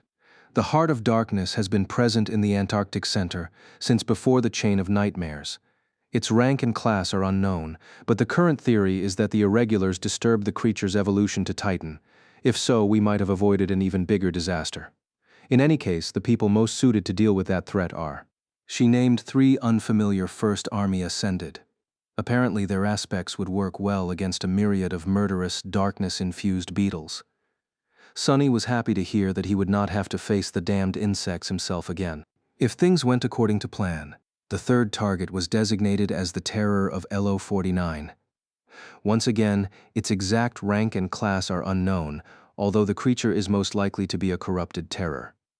It is responsible for destroying the battleship Ariadne, as well as massacring the garrison of the LO-49 installation. Master Sunless is the only known survivor of the attack, so he is the best person to inform us about this threat. Sunny lingered for a few moments, then shrugged. There's not much to tell. The bastard hides underwater and kills people by luring them into the ocean with immensely powerful mind manipulation. It also places a mind hex on everyone else to make them ignore the victims. That is the pattern of behavior that I witnessed, which is not to say that the creature does not have other means of attack. You can read the details in the reports we submitted. He thought a little, and then added, if there is one strange thing about that terror, it is that it emerged from the gate alone. It does not seem to have an entourage of weaker nightmare creatures to defend it either, which might be a vulnerability. Oh, also, there has to be some kind of limitation to its ability to wipe out large groups of people, otherwise it would not have waited weeks to kill everyone at LO-49. Skytide nodded. Saint Bloodwave, Master Knave, since the creature appears to be aquatic in nature, it is going to be your responsibility to hunt it down. The terror cannot be allowed to approach the city. The emissaries of the House of Night simply nodded. Sunny hoped that they had enough mind protection memories. Meanwhile, St. Tyrus turned to the image of the Winter Beast. A hint of a contempt appeared on her beautiful face. The Winter Beast was recently confirmed to be a corrupted Titan. I can't kill it, but I will contain it. Dealing with the creature will be my responsibility. Many of the people in the room paled at the mention of the creature's rank. Master Roan especially seemed to have a grave expression. Ignoring the somber mood, Skytide turned to the last image, which leaves us with the fallen Titan Goliath, the creature responsible for the obliteration of Erebus Field. Do note that as of now, we have only experienced its physical might. The exact nature of Goliath's powers is still unclear, so we do not know enough to determine how to destroy him. The masters grew silent, staring at the frightening image of a stone colossus walking across a desolate landscape. In that silence, there was suddenly a calm voice. I'll kill Goliath. Everyone turned around, staring at Sunny with confused expressions. He smiled. What? The bastard owes me a new armor. Plus, I've never killed a Titan before. Should be an interesting experience. Most of them shook their heads. This is not a good time for empty boasts, kid. Sunny shrugged. As good a time as any. St. Tyrus studied him for a few moments, then turned away.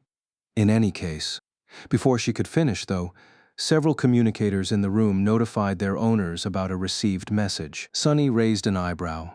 That was unusual. Falcon Scott was still in the area of effect of the Winter Beast, so there was no network connection anywhere inside the city walls. There was a powerful communication array, though, connected via a chain of special relays to eastern Antarctica. Its bandwidth was very limited and mostly monopolized by Army Command. Sonny had to spend a considerable sum of contribution points to receive a small quota, which allowed him to get in contact with Rain. Still, the quota was small enough for him to have to count symbols when composing messages, and instead of a constant connection, data packets were uploaded and downloaded twice a day, according to a strict schedule. He glanced at his own communicator to check time. It was around 10 in the morning in the northern quadrant, which translated to local time would be nowhere near the scheduled activation period of the array. Interesting. Even more interesting were the people who received the message. There were only 3 of them: Sky Tide, Bloodwave, and Soul Reaper Jet. Saint Tyrus read the message and frowned slightly. The other Transcendent sighed, then briefly showed his communicator to Knave and hid it. Master Jet glanced at the screen and showed no reaction whatsoever, remaining in her usual relaxed pose. Sonny hesitated for a moment, then leaned toward her and asked quietly, "What was that about?" Master Jet glanced at him and shrugged. "A saint died this morning in the dream realm, while heroically defending a citadel from some vicious nightmare creature, one of Valor's." Sonny was taken aback a little. Saints did not die too often. "Some vicious nightmare creature, huh?" Soul Reaper smiled a little. "Yeah, things are going to accelerate a lot now. Not that it matters to us here for now." Chapter 987. The Fall of Falcon Scott, 5. Sonny was sitting on the battlement of the defensive wall, looking at the apocalyptic sight of a giant horde of nightmare creatures advancing on the city. There were so many of them that it seemed as though the ground itself was moving, flowing forward as it seethed and churned. The darkness surrounding the city was chased away by dozens of flare rockets, which slowly drifted down from the black sky like bright falling stars. On the ground, rivers of flame were devouring the carcasses of the abominations that had been slain in the previous assaults. The incendiary mixture burned long and hot, but luckily enough, the stench of scorched flesh could hardly reach the top of the wall. Pillars of smoke rose into the sky, twisting as they struggled to support its weight. And above it all, obscured by dark clouds, ghostly lights of the aurora swirled with shades of crimson. The battle was about to begin. As the advancing sea of nightmare creatures crossed an invisible line, the powerful mass drivers installed on the bastions of Falcon Scott came to life, flashing with electric light as they sent heavy tungsten rounds flying forward with terrifying speed. The railgun fire was accompanied by deafening thunderclaps, making the whole wall shake and vibrate. Even though the tungsten rounds were not explosive, they impacted the horde with enough force to produce flashes of light and a devastating shockwaves that pulverized dozens of nightmare creatures and cut bloody swathes through their mass. The horde, however, continued forward, unperturbed. A moment later, the breaches created by the first salvo of the railguns were entirely gone, and the abominations rushed forward with murderous frenzy. As the mass drivers accumulated new charges, the heavy-caliber turrets placed along the wall joined the fray. Long tongues of fire bloomed from their barrels, and thousands upon thousands of bullets filled the air. The shining streams of them twisted as they slid across the horde, decimating countless creatures. The noise of the turret barrage was dire and cacophonous. Sonny winced unhappily. War was a lot of things, but mostly it was loud. He glanced at the 70-meter drop below him, then concentrated on his hands again. His fingers were spread apart and moving, as if performing an elaborate dance. From the side, it looked as if Sonny had either gone crazy or was trying to cast some strange hex. Of course, he was doing neither. Instead, he was weaving shadow strings. It was just that the slowly forming threads of essence were only visible to him. Luckily, the members of his cohort were long accustomed to their leader's eccentric antics, so they were not paying it any attention. Instead, all 6 were tensely observing the approaching horde. Once the hundreds of MWPs stationed on top of the wall braced themselves and opened fire, Samara placed the barrel of her rifle on the battlement and leaned into the scope. Before she could charge a shot, however, Sonny placed his hand on her shoulder and shook his head. His third hand, that was, since he was currently using 4, 2 of them made of flesh, 2 of them made of shadows. Samara glanced at him with a slight frown. "Sir, why not?" Sonny continued to weave shadow strings as he answered. There's no need. The garrison has the situation under control, for now, so don't get involved unless the nightmare creatures scale the wall. Conserve your essence. He lingered for a moment, then added, according to the latest reports, the devouring cloud is only 1 day away from reaching Falcon Scott. We are going to need all our strength tomorrow. The irregulars shifted uncomfortably, remembering their last brush with the flying swarm. Sonny, meanwhile, disregarded his own advice and turned his attention back to the invisible threads of essence. The battle progressed more or less as he expected. The Horde advanced despite suffering heavy losses, and not long after the MWPs unleashed a hail of rounds and missiles into the mass of abominations, the mundane soldiers joined, followed by awakened sorcerers and archers. The siege was a strange one, considering that most of the defensive measures of the city were only able to deal with dormant and awakened nightmare creatures. To slay the fallen ones, awakened fighters had to abandon the safety of the battlements and sortie out, emerging either from heavily armored hatches in the wall or from hidden tunnels stretching beneath the killing field. Those tunnels were also used to intercept those abominations that were capable of burrowing through the ground, and could be easily collapsed in case the enemy took control of one. If a corrupted nightmare creature appeared, the masters were sent out to destroy it. It all sounded well planned and controlled, but the actual reality was pure chaos and mayhem. Abominations possessed all kinds of vile powers, so each assault was unpredictable and dangerous. Each victory took a lot of human lives to achieve. Noticing a line of hatches open lower down the wall and a dozen swift figures jump out of them, Sonny sighed. He caught a glimpse of Dale's heavy armor, which meant that something truly dangerous had emerged. Army Command was strangely protective of the irregulars, mostly keeping them in reserve for now. They were probably meant to do their part of the dying once the priority targets showed up. Considering that Knight's cohort had been unleashed, though, the current battle must have been going less smoothly than he thought. And indeed, not long after Dale eliminated his target and retreated, the Horde broke through the protective barrage and reached the wall. It seemed that the abominations had learned to use the piles of corpses left behind by the previous assaults as cover. The lowest part of the wall was also the most reinforced. All materials retrieved from the carcasses of well-armored nightmare creatures went into making it hard to breach, so the Horde stalled at the bottom for a while, suffering under a flood of bullets and explosive projectiles. Then, however, the abominations started to pile one on top of another, forming morbid ziggurats of bodies. The ziggurats grew, rising higher and higher as more nightmare creatures climbed the ladders made of writhing flesh. 10 meters, then 20, then 30. Eventually, it became clear that there was a substantial risk that the Horde would scale the wall. With a sigh, Sonny paused his weaving and stood up, easily holding his balance on top of the battlement.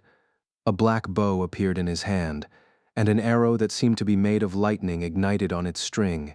They know how to build siege towers now. Drawing the bow, Sonny lingered for a moment, and then sent the strike of thunder flying down. A moment later, the howls of the nightmare creatures tore through the clamor of the battle, and the spell whispered into his ear like a sonorous choir. The battle raged on. Chapter 988, The Fall of Falcon Scott, 6. And it still raged on by the time Sonny and his cohort were done with their shift. Or maybe it was already another assault. By now, it was often hard to tell where one attack ended and a second one began. Descending from the wall, the irregulars passed through the busy camp below. Lumbering loaders were racing to send heavy ammunition containers up. Wounded soldiers were being triaged and tended to. Fresh reinforcements were waiting their turn to enter the elevators. Here and there, a damaged MWP stood, being hastily repaired by a crew of technicians. Leaving the staging area, they soon reached the Rhino. The mighty vehicle was not in the best shape, but it could still be used to get around the city. Plus, while the members of the cohort had decided to bunk in comfortable barracks, Sonny chose to remain in the familiar APC. He had even learned how to drive it well, more or less from Luster. "Are you coming with us, Captain?" "Oh, sorry, Major." Kim looked away awkwardly after asking the question. Sonny simply shook his head. "Not today, I have a couple of errands to run, so just take the Rhino to the barracks and then park it in the usual spot. Oh, and rest well. Tomorrow is going to be a long day. Although the cohort had ended up not doing much today, everyone was still tired. They quickly drove off, leaving Sunny alone. Day 4 of their stay in Falcon Scott was coming to an end, circulating his essence to hasten its replenishment rate. Sunny walked for a few minutes, breathing in the cold air as the hum of distant explosions washed over him. Then he jumped on the step of a moving transport and allowed it to carry him closer to his destination. The vistas of a city at war floated past him. Too many refugees crammed into too few buildings. Everyone was doing their best to create some sort of passable environment for themselves and their neighbors, but there were a lot of problems too. Most of these people were shaken and traumatized, some very close to breaking down. There were a lot of conflicts and violent outbursts, and even more dark feelings. There were a lot of nightmare creatures being born from the bodies of failed aspirants as well, since the spell ran rampant among the refugees, and there were not nearly enough soldiers to find all the infected before the worst happened.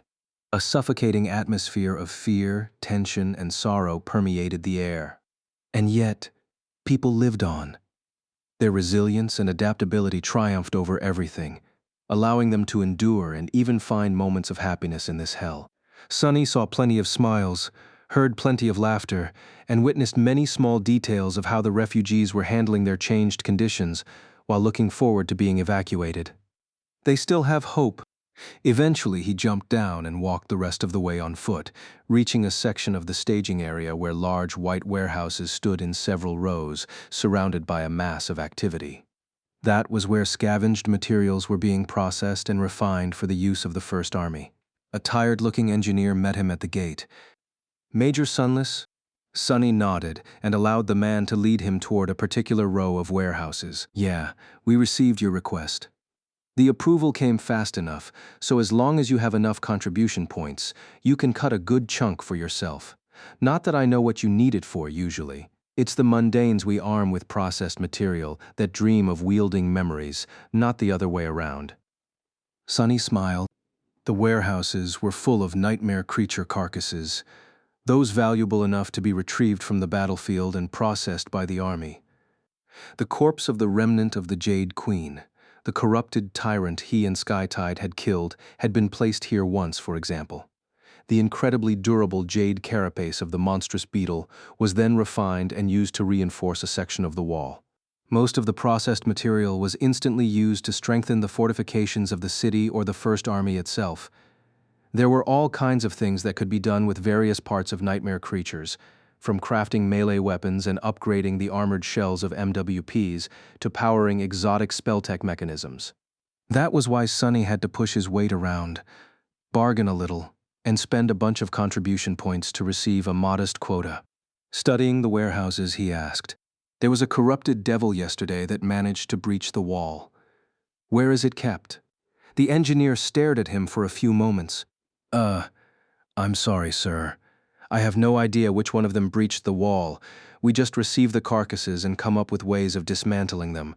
Another team then thinks of a way to actually use the parts." Sunny blinked a couple of times. "Makes sense. Just show me the corrupted material you have then." He was led through several warehouses, studying a series of ghastly corpses, each one more frightening than the last. There was a creature that resembled a giant mole covered in heavy plates of bone armor, and a creature that looked like a mass of spikes, with a small skeletal body hidden somewhere in its center. There was a carcass of something that seemed like an 8-legged metal tick, the size of a house, and a stone sphere covered with bumps that looked eerily like human faces. Damn. Finally, Sunny found what he was looking for. In the spacious warehouse, a large carcass was laying on the floor, surrounded by alloy scaffolding. The creature was vaguely humanoid in shape, bone-white, with countless rows of needles bristling from its back. Each needle was about 3 meters long, wide enough for him to barely be able to grasp it with a hand, and weighed too much for several adult men to lift it. They were made of a strange material that seemed to be somewhere between metal and bone and wickedly sharp. Yesterday, the devil had shot these needles at the wall, shredding the armored alloy as though it was paper. Sunny stared at the dead abomination, then nodded. "Yes, that should do." The engineer glanced at him with interest. "Ah, the needles. How many do you want?" Sunny shrugged. One should be enough. Deciding not to bother the processing team, he summoned the sin of solace and listened silently to its whispers while cutting one of the needles. The engineer observed him with curiosity. "I'm sorry, sir, but can I ask what do you need it for?" Sonny grunted as he lifted the needle and placed it on his shoulder. Then he glanced at the man. Sorcery practice. Chapter 989, The Fall of Falcon Scott, 7. Carrying the needle on his shoulder, Sonny chose to walk to his next destination. The thing was heavy enough that even a master like him felt a bit of strain after a while, so he had to wrap himself in the shadows at some point. People were giving him weird glances, but no one said anything. The puppeteer's shroud identified Sonny as an awakened, and awakened were known to do strange things on occasion. Sonny also found that mundane people often acted shy in front of him ever since he had become a master, which pleasantly cut the number of awkward conversations he had to have. So he just had to be careful not to hit anyone with the unwieldy needle by accident. As he walked, Sonny decided to check on his runes out of boredom. Shadow fragments. 2471-4000. He smiled a little. The siege of Falcon Scott might have been a terrible affair, but one thing it did not lack was enemies to kill. The rate at which he earned fragments increased a lot in the past 3 days. By now, the change made by each individual fragment was insignificant, but it added up.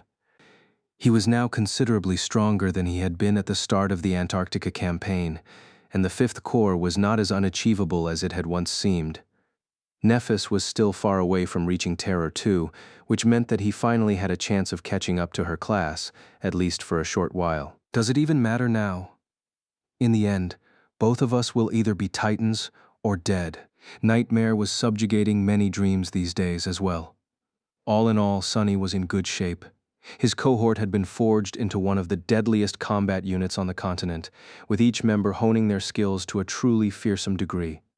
All that was left to propel him to an entirely new level of power was for Saint to emerge from her evolution. Maybe, just maybe, they would indeed manage to hold Falcon Scott for 3 weeks. Sonny made way for a column of military vehicles and looked at the crowd of refugees around him. Yeah, doubtful.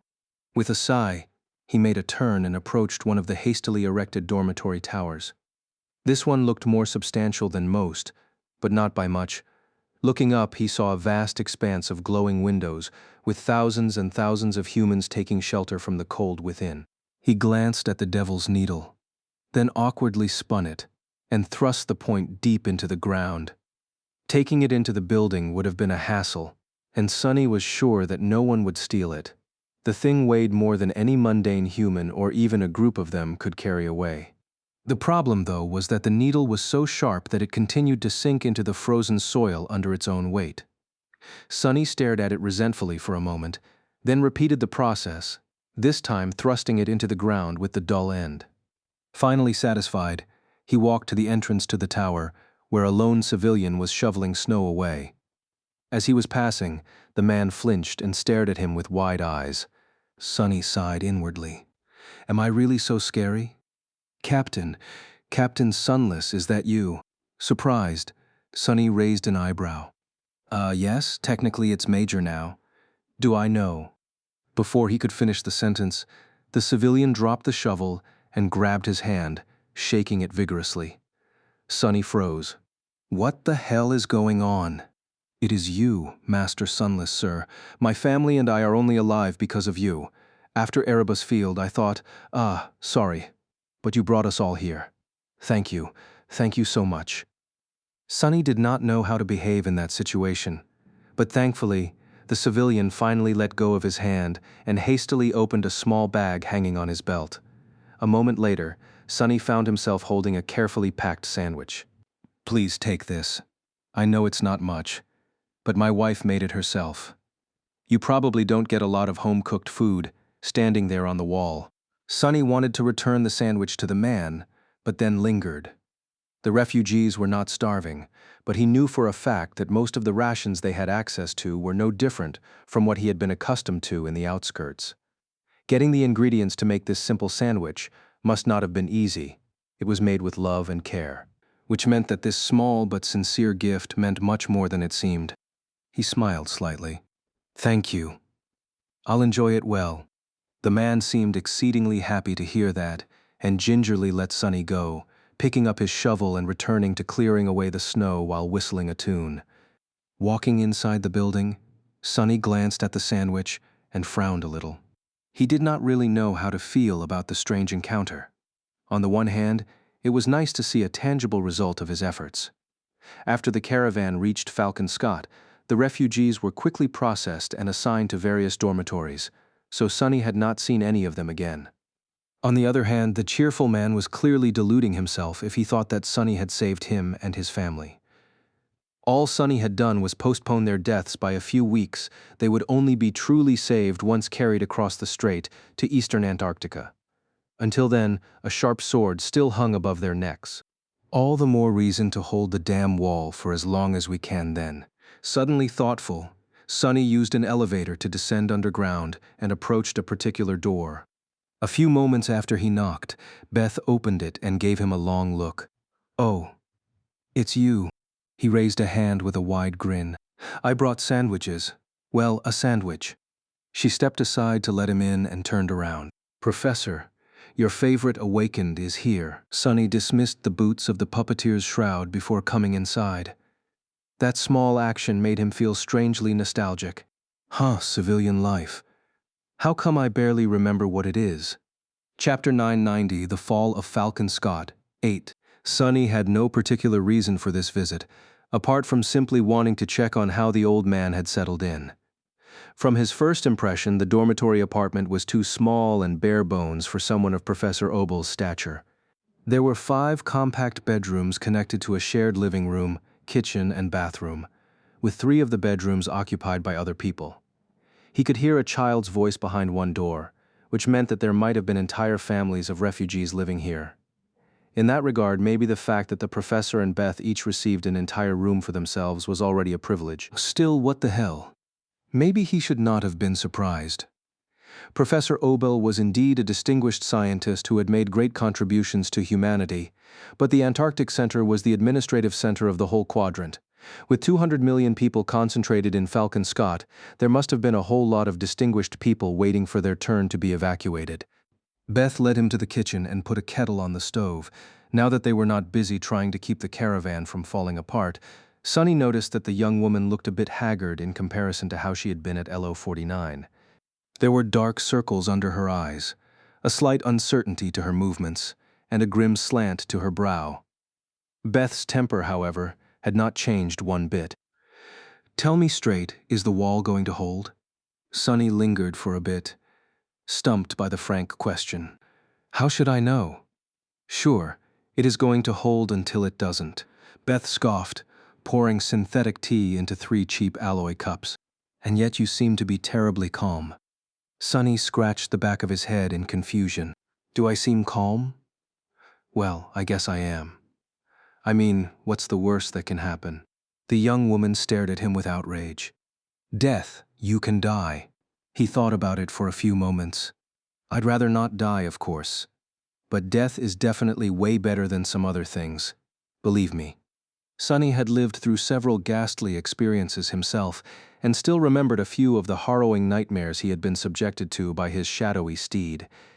It seemed that he had developed an abnormally high tolerance to pain and fear somewhere along the way, without even noticing. Of course, his aloofness would look strange to a mundane person. Sunny opened his mouth, thinking that he should probably try to console Beth somehow. But at that moment, Professor Obel finally appeared, sparing them both a moment of awkwardness. "Ah, Major Sunless, how nice of you to spare time for this old man." The 3 of them settled behind a small dining table, enjoying tea. At first, Sunny was the one doing most of the speaking. "So, city defenses are in good condition for now. But we expect a big assault tomorrow. Make sure to remain inside, and don't go to the surface levels of the building, no matter what happens." Beth and Professor Obel shared a glance. For some reason, the young woman seemed to be unhappy with her mentor. "Yes, everyone received instructions on how to behave when an air attack alert is activated. Thank you for reminding us, young man." Sunny nodded, then hesitated for a while. Eventually, he asked in a cautious tone, "I'm sorry to ask, Professor, but why are you still here? I would think that you would be put on the priority list for the evacuation. Every civilian in the city was designated as a member of a certain group, each having a different value. The high-value citizens were meant to be ferried across the strait first, with all the rest placed in a long queue by a randomized algorithm. Various factors could affect one's weight in the algorithm, though families with young children had a much better chance of being placed higher, for example, while people with genetic defects would be placed lower. Citizenship level also affected the algorithm, which meant that non-citizens from the local version of the outskirts would be evacuated last. Figures. However, none of it had anything to do with Professor Obel. By all accounts, he should have been on one of the first ships out of the harbor.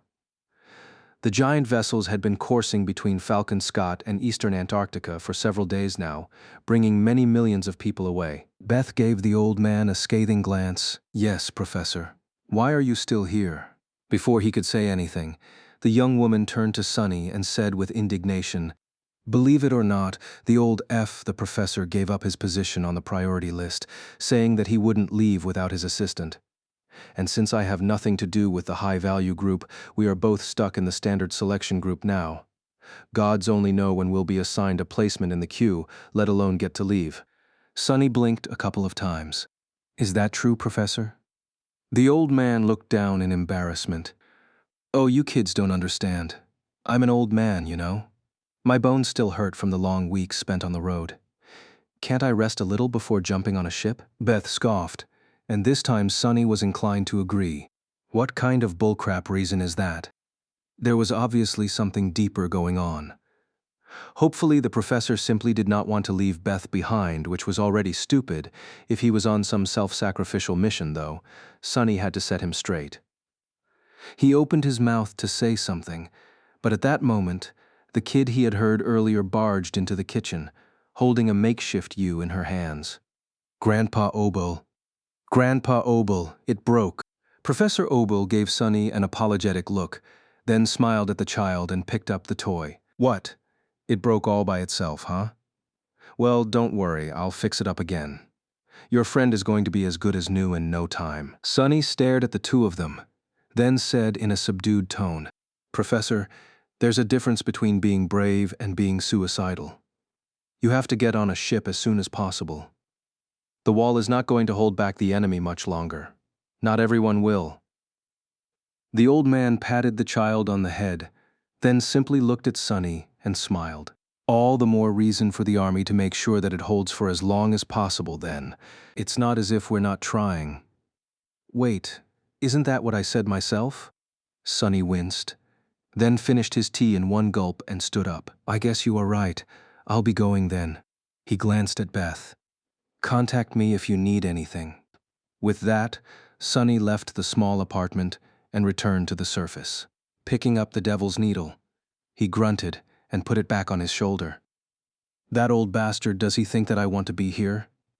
If I could get the hell out of Falcon Scott, like he could, I'd be relaxing in East Antarctica already." However, actually, Sonny could leave at any moment as well. A bit of desertion was nothing, as long as it meant that he would survive. So why was he himself staying? "Damned professor, as if I don't have enough headaches already." Grumbling quietly, Sonny carried the heavy needle as he headed toward the distant barracks. Chapter 991. The Fall of Falcon Scott, 9. Sonny found the Rhino without any problem, since it was parked near the military barracks. Getting the corrupted devil's needle through the main hatch had turned out harder than he had expected, so he ended up climbing to the APC's roof and lowering it through the upper hatch there. Eventually, though, he found himself inside the dark, silent interior of the slumbering machine. It was a bit weird to see the Rhino so empty, but not unpleasantly so. With the whole APC to himself, Sonny felt as though he could relax and took off the mask of the confident commander that he was forced to wear in front of most people these days. "Ah, that damned thing is so heavy." He dragged the needle to the armory, dropped it on the floor, and returned to the lounge area to take a quick shower. Then, feeling fresh and rejuvenated, if a bit sleepy, he summoned the endless spring, plopped down on a couch, and put his feet up, using the shadow chair as a footstool. Sonny took a sip of cool water, then carefully unpacked the sandwich and took a bite. The sandwich, indeed, had been made with love.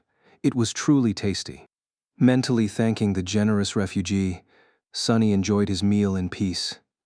It was going to be his last opportunity to rest tonight, so he made sure to chew as slowly as he could. Very soon, however, the sandwich was gone, and it was time to get to work.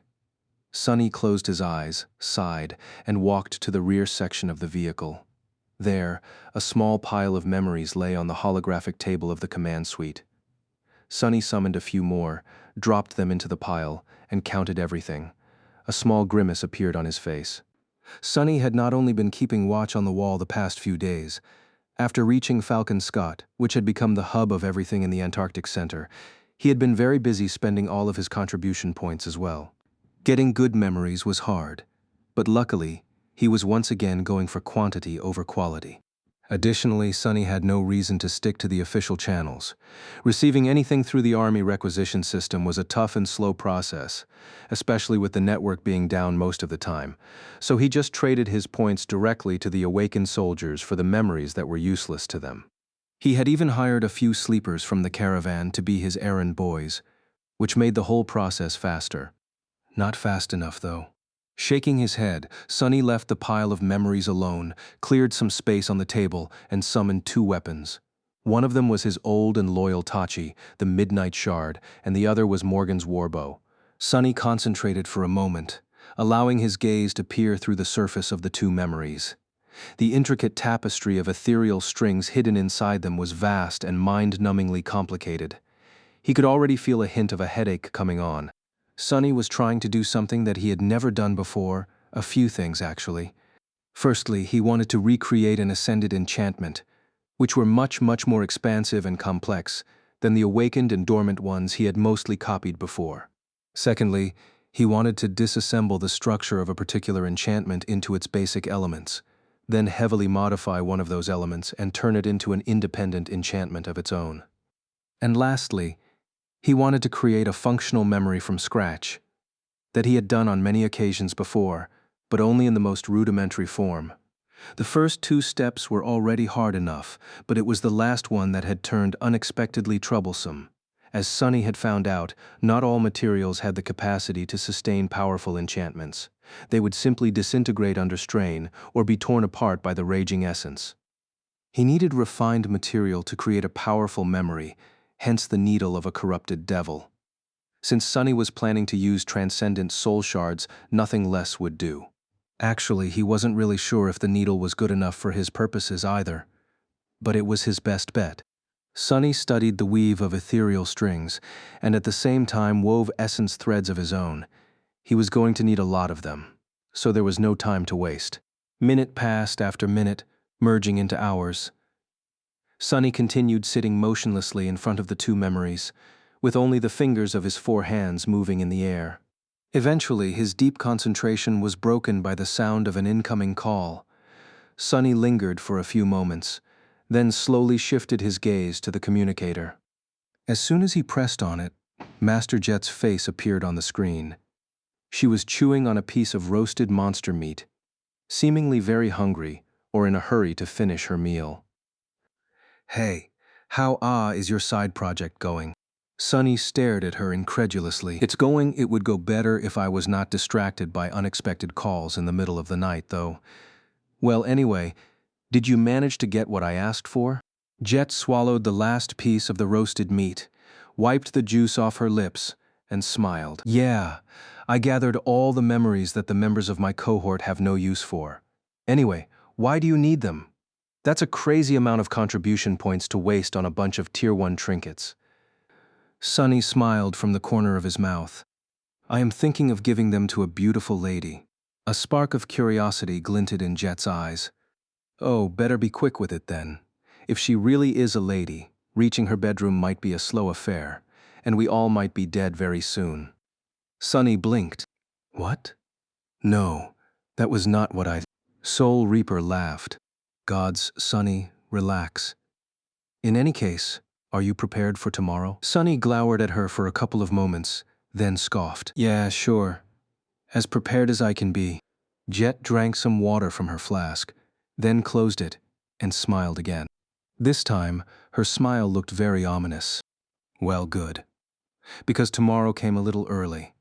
Go get your cohort, Major Sunless."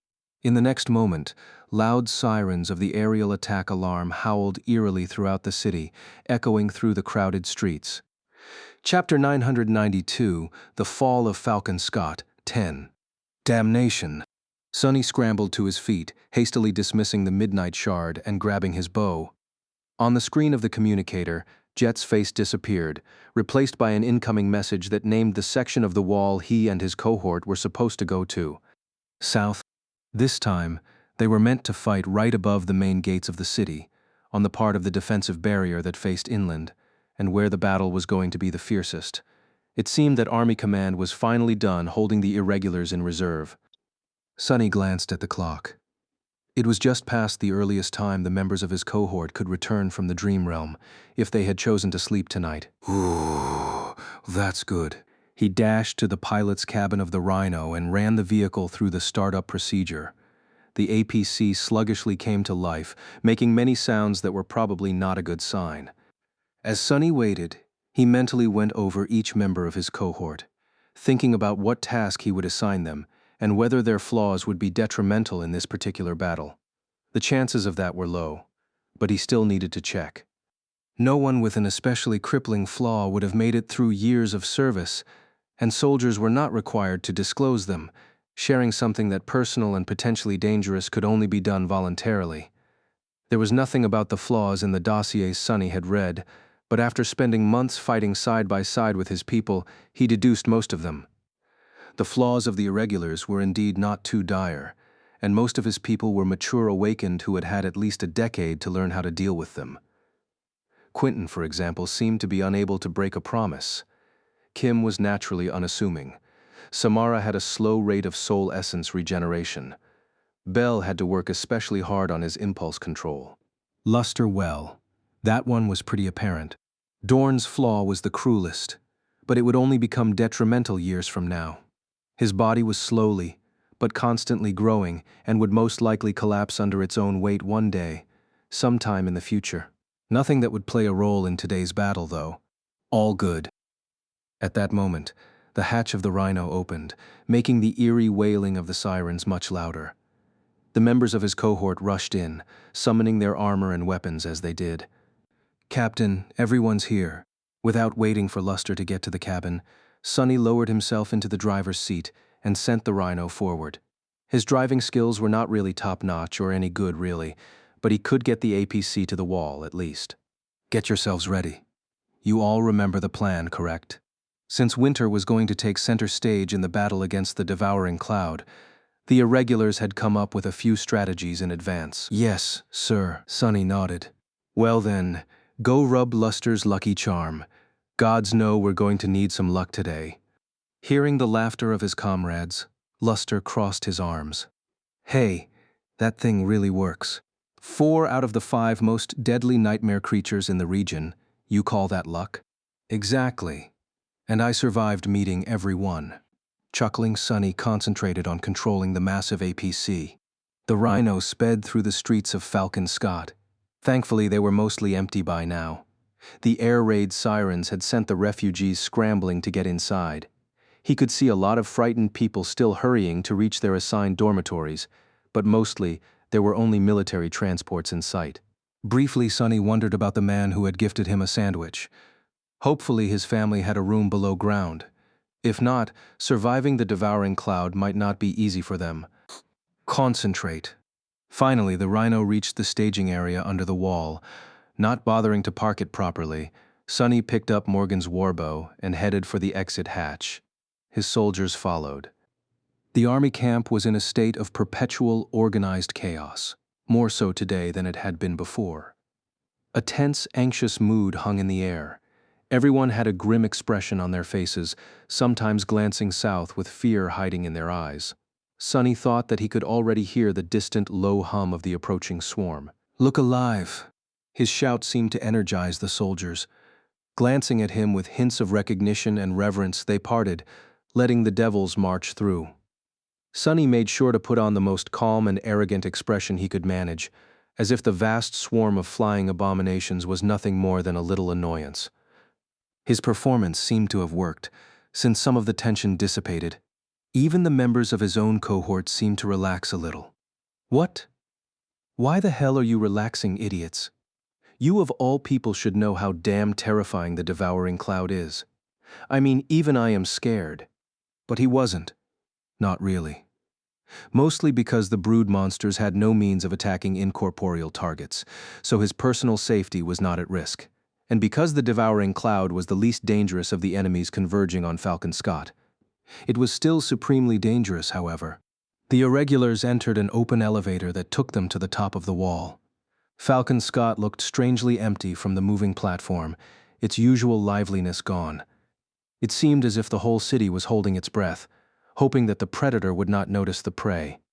Zero chance of that happening. Stepping onto the wall, Sonny looked around and noticed a few familiar figures some distance away. A minute later, he was standing side by side with Jet, Winter, and Dale, looking south over the battlements. The four of them remained silent for a while, until Soul Reaper finally spoke, her voice measured. Wow, that is a lot of abominations. Below them, in the distance, the ground was slowly disappearing behind an immense wall of swirling haze. It looked as if the world itself was being devoured, erased from existence by the approaching cloud. Suddenly, Sonny caught himself missing the calm darkness of the underground tunnel.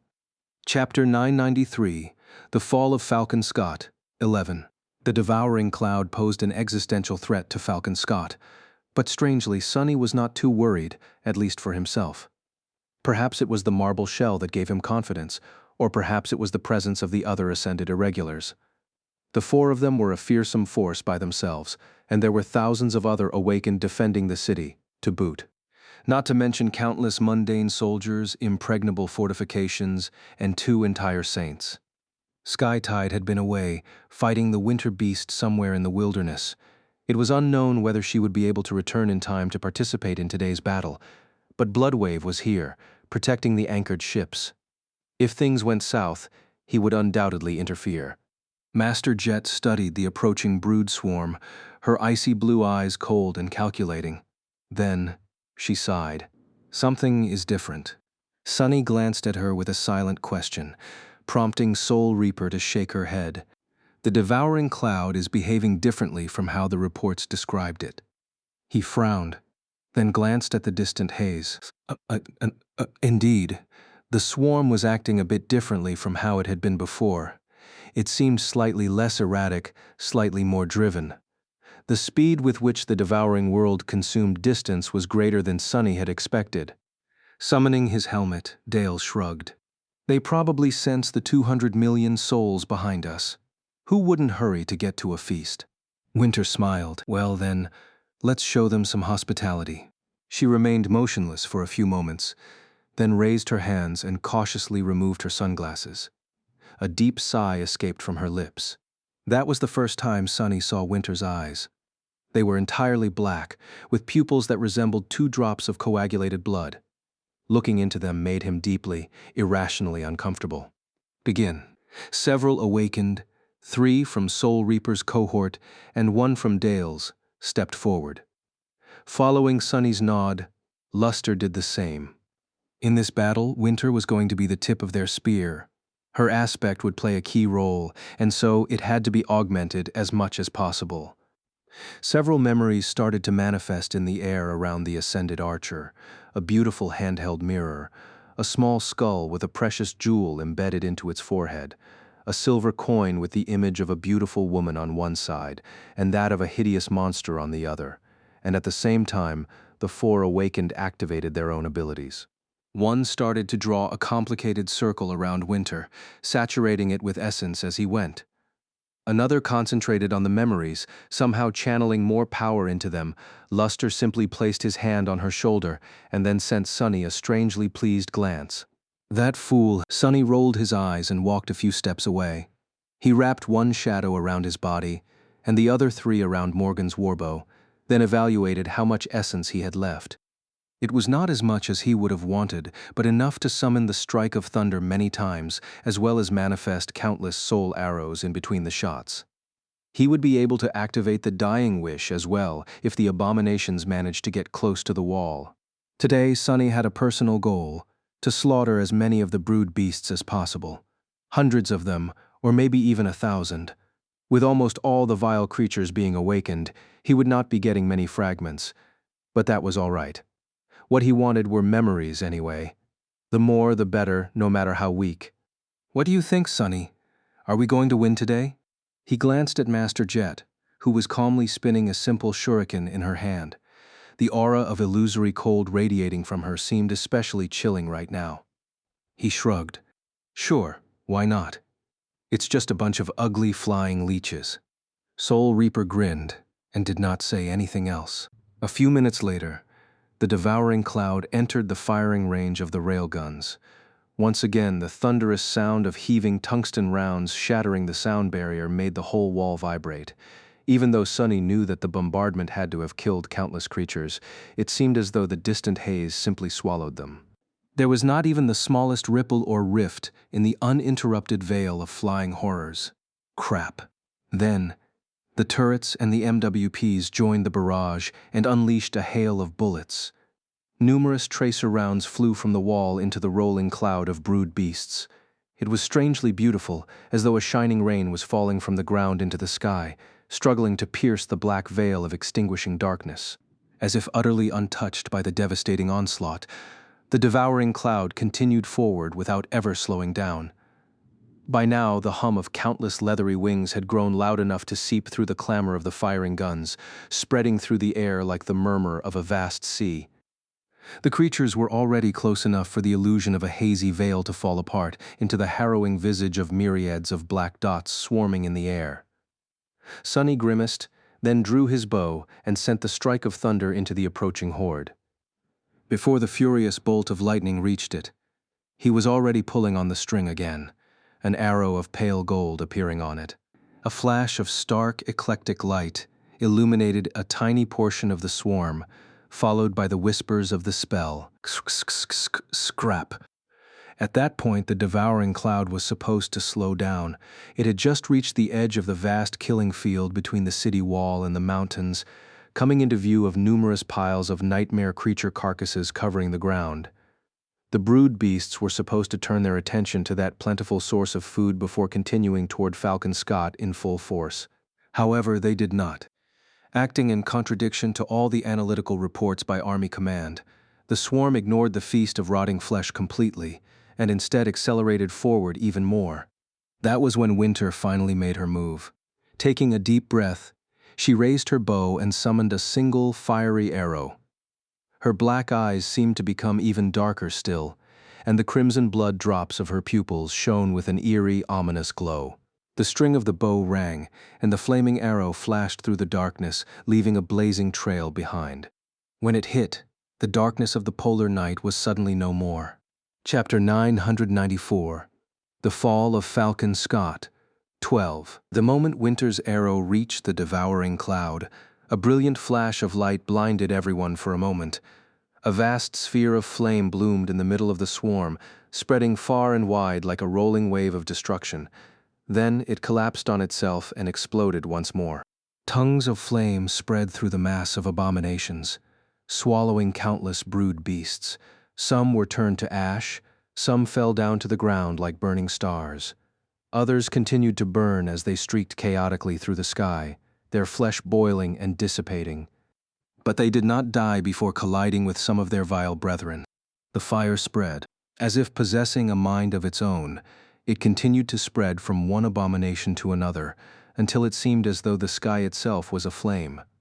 The darkness was chased out by the furious orange-white glow, and Sonny felt something that he had never expected to feel in the middle of winter in Antarctica. Scorching heat caressing his skin. He sucked in a shaky breath. Damn. It seemed that all their preparations were not in vain. Winter's opening was nothing short of breathtaking. It was outright frightening, if he was honest. But it was just an opening, nevertheless.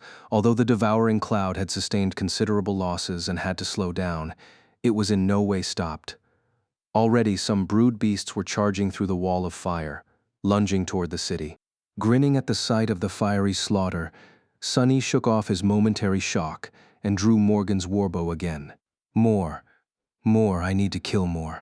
Another bolt of lightning slammed into the swarm, reaping a multitude of lives. An arrow of pale gold pierced a brood beast clean through, then continued to fly forward, killing several others. There were so many abominations that Sunny did not even have to aim. The 4 cohorts of irregulars, as well as all the rest of the awakened defenders, poured all their strength into destroying the descending tide of winged horrors. Even though it seemed as if the sky itself was falling on them, vast swaths of it enveloped in flame. No one's courage broke. It was natural to fear for one's life, but with 200 million people depending on their protection, the soldiers of the First Army stubbornly clung to their positions despite the terror of the approaching swarm. By his side, Soul Reaper waved her hands, dozens of throwing stars appearing between her fingers and shooting forward with terrible speed, shredding a whole swathe of the swarm like a steel rain. A few steps away, Samara was methodically discharging her rifle, explosions of essence blossoming in the mass of nightmare creatures.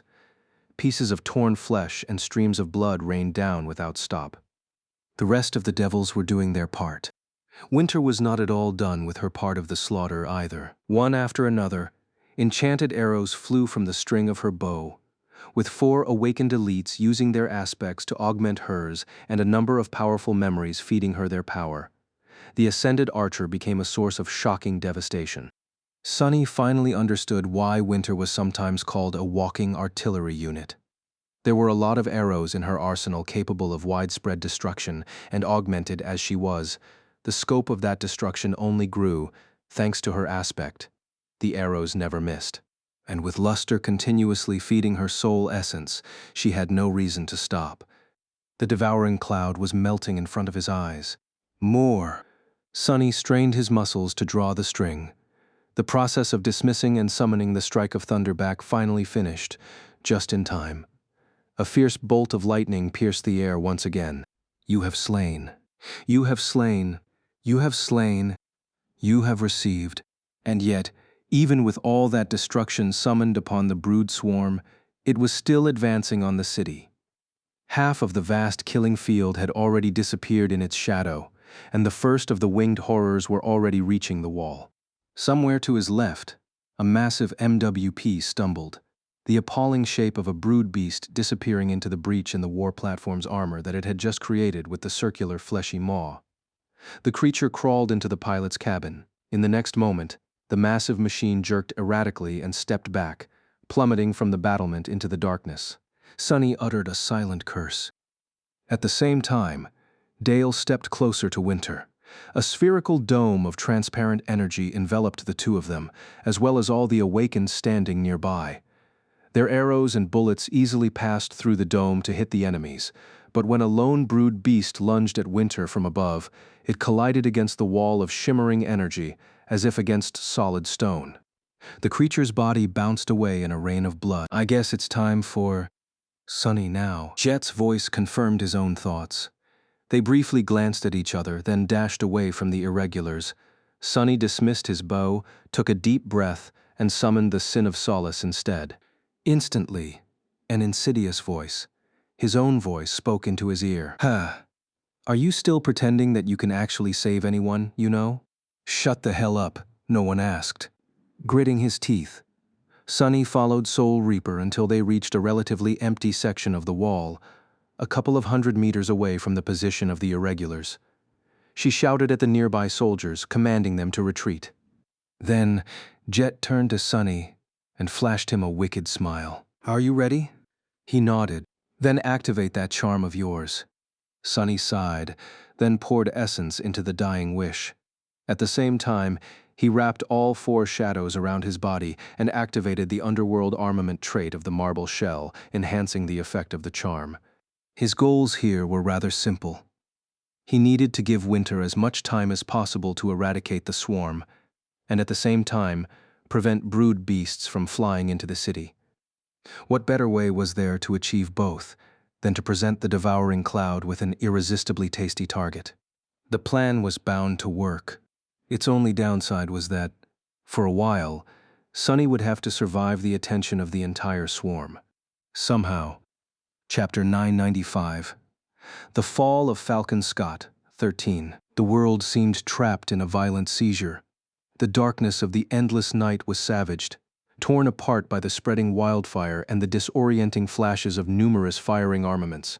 The cacophony of thunderous salvos and inhuman shrieks fused into an almost palpable force, pressing down on Sunny from all sides. Some distance away, above the burning hellscape of the killing field, the devouring cloud had reformed itself to create a breach in the wall of flames. A dark mass of brood beasts poured forward, rushing to reach the defensive barrier of the last human city. The incoming segment of the swarm swirled, forming into a long and vast protuberance.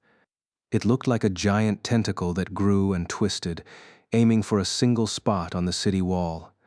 The dome of shimmering energy where Dale and Winter were making their stand. Something is indeed very wrong. Since when was the devouring cloud so purposeful?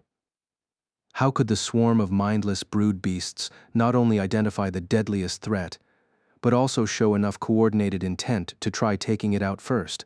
Feeling a chill run down his spine, Sunny activated the dying wish and watched as the tip of the dark protuberance pivoted, changing its direction to attack him instead.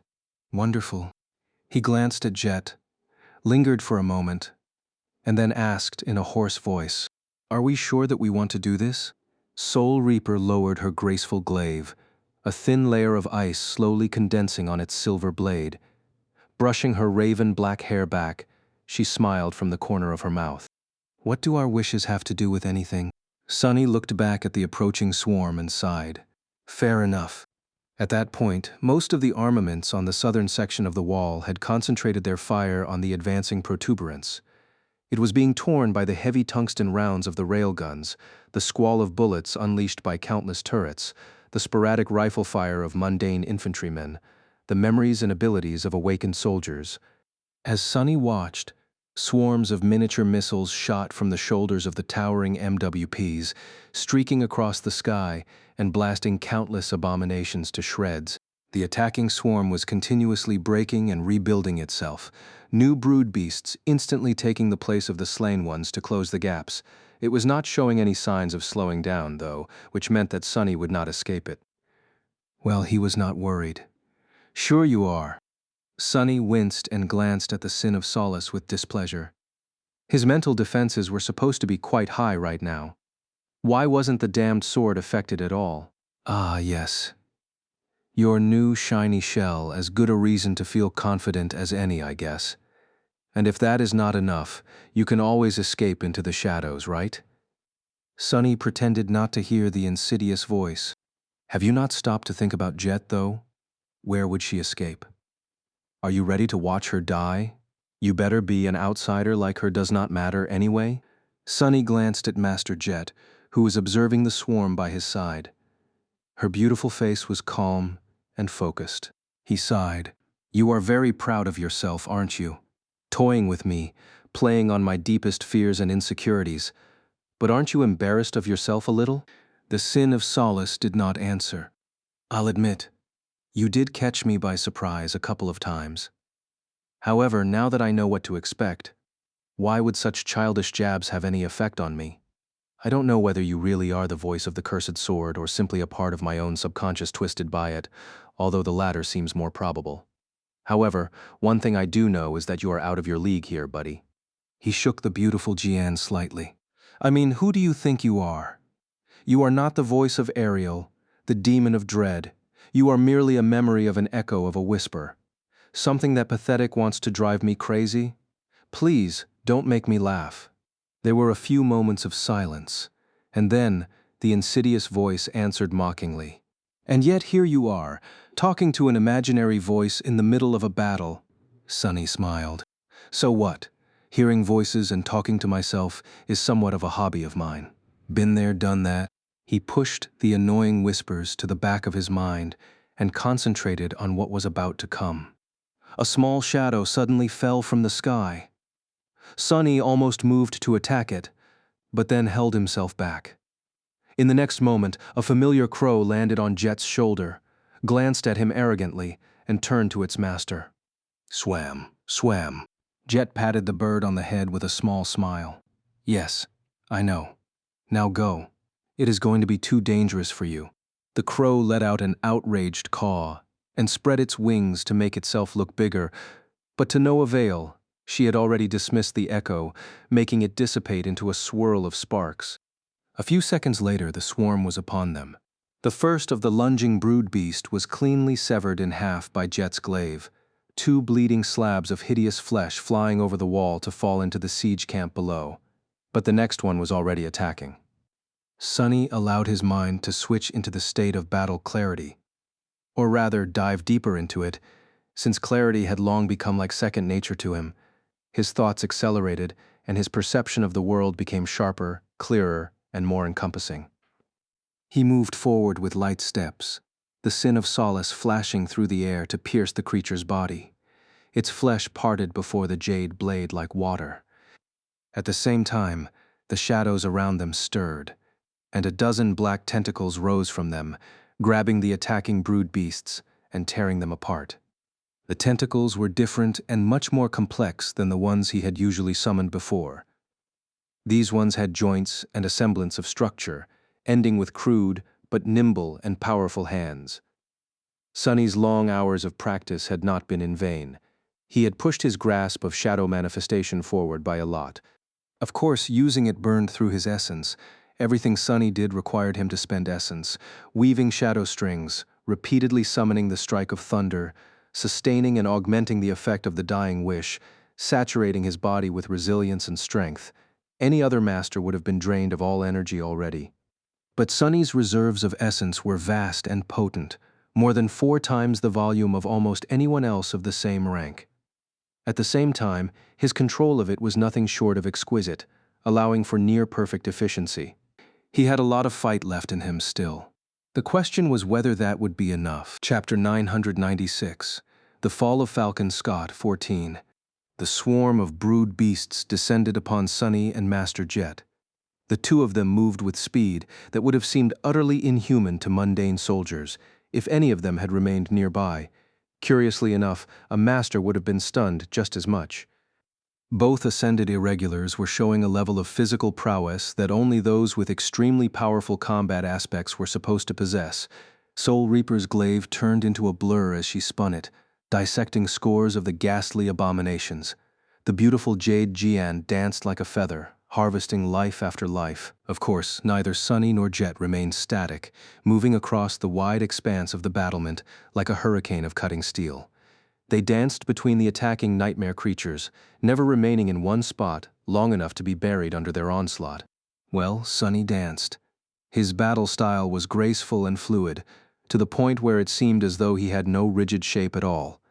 Master Jet, on the other hand, fought with the dire and straightforward inevitability of an experienced butcher, slaughtering her enemies both methodically and ruthlessly.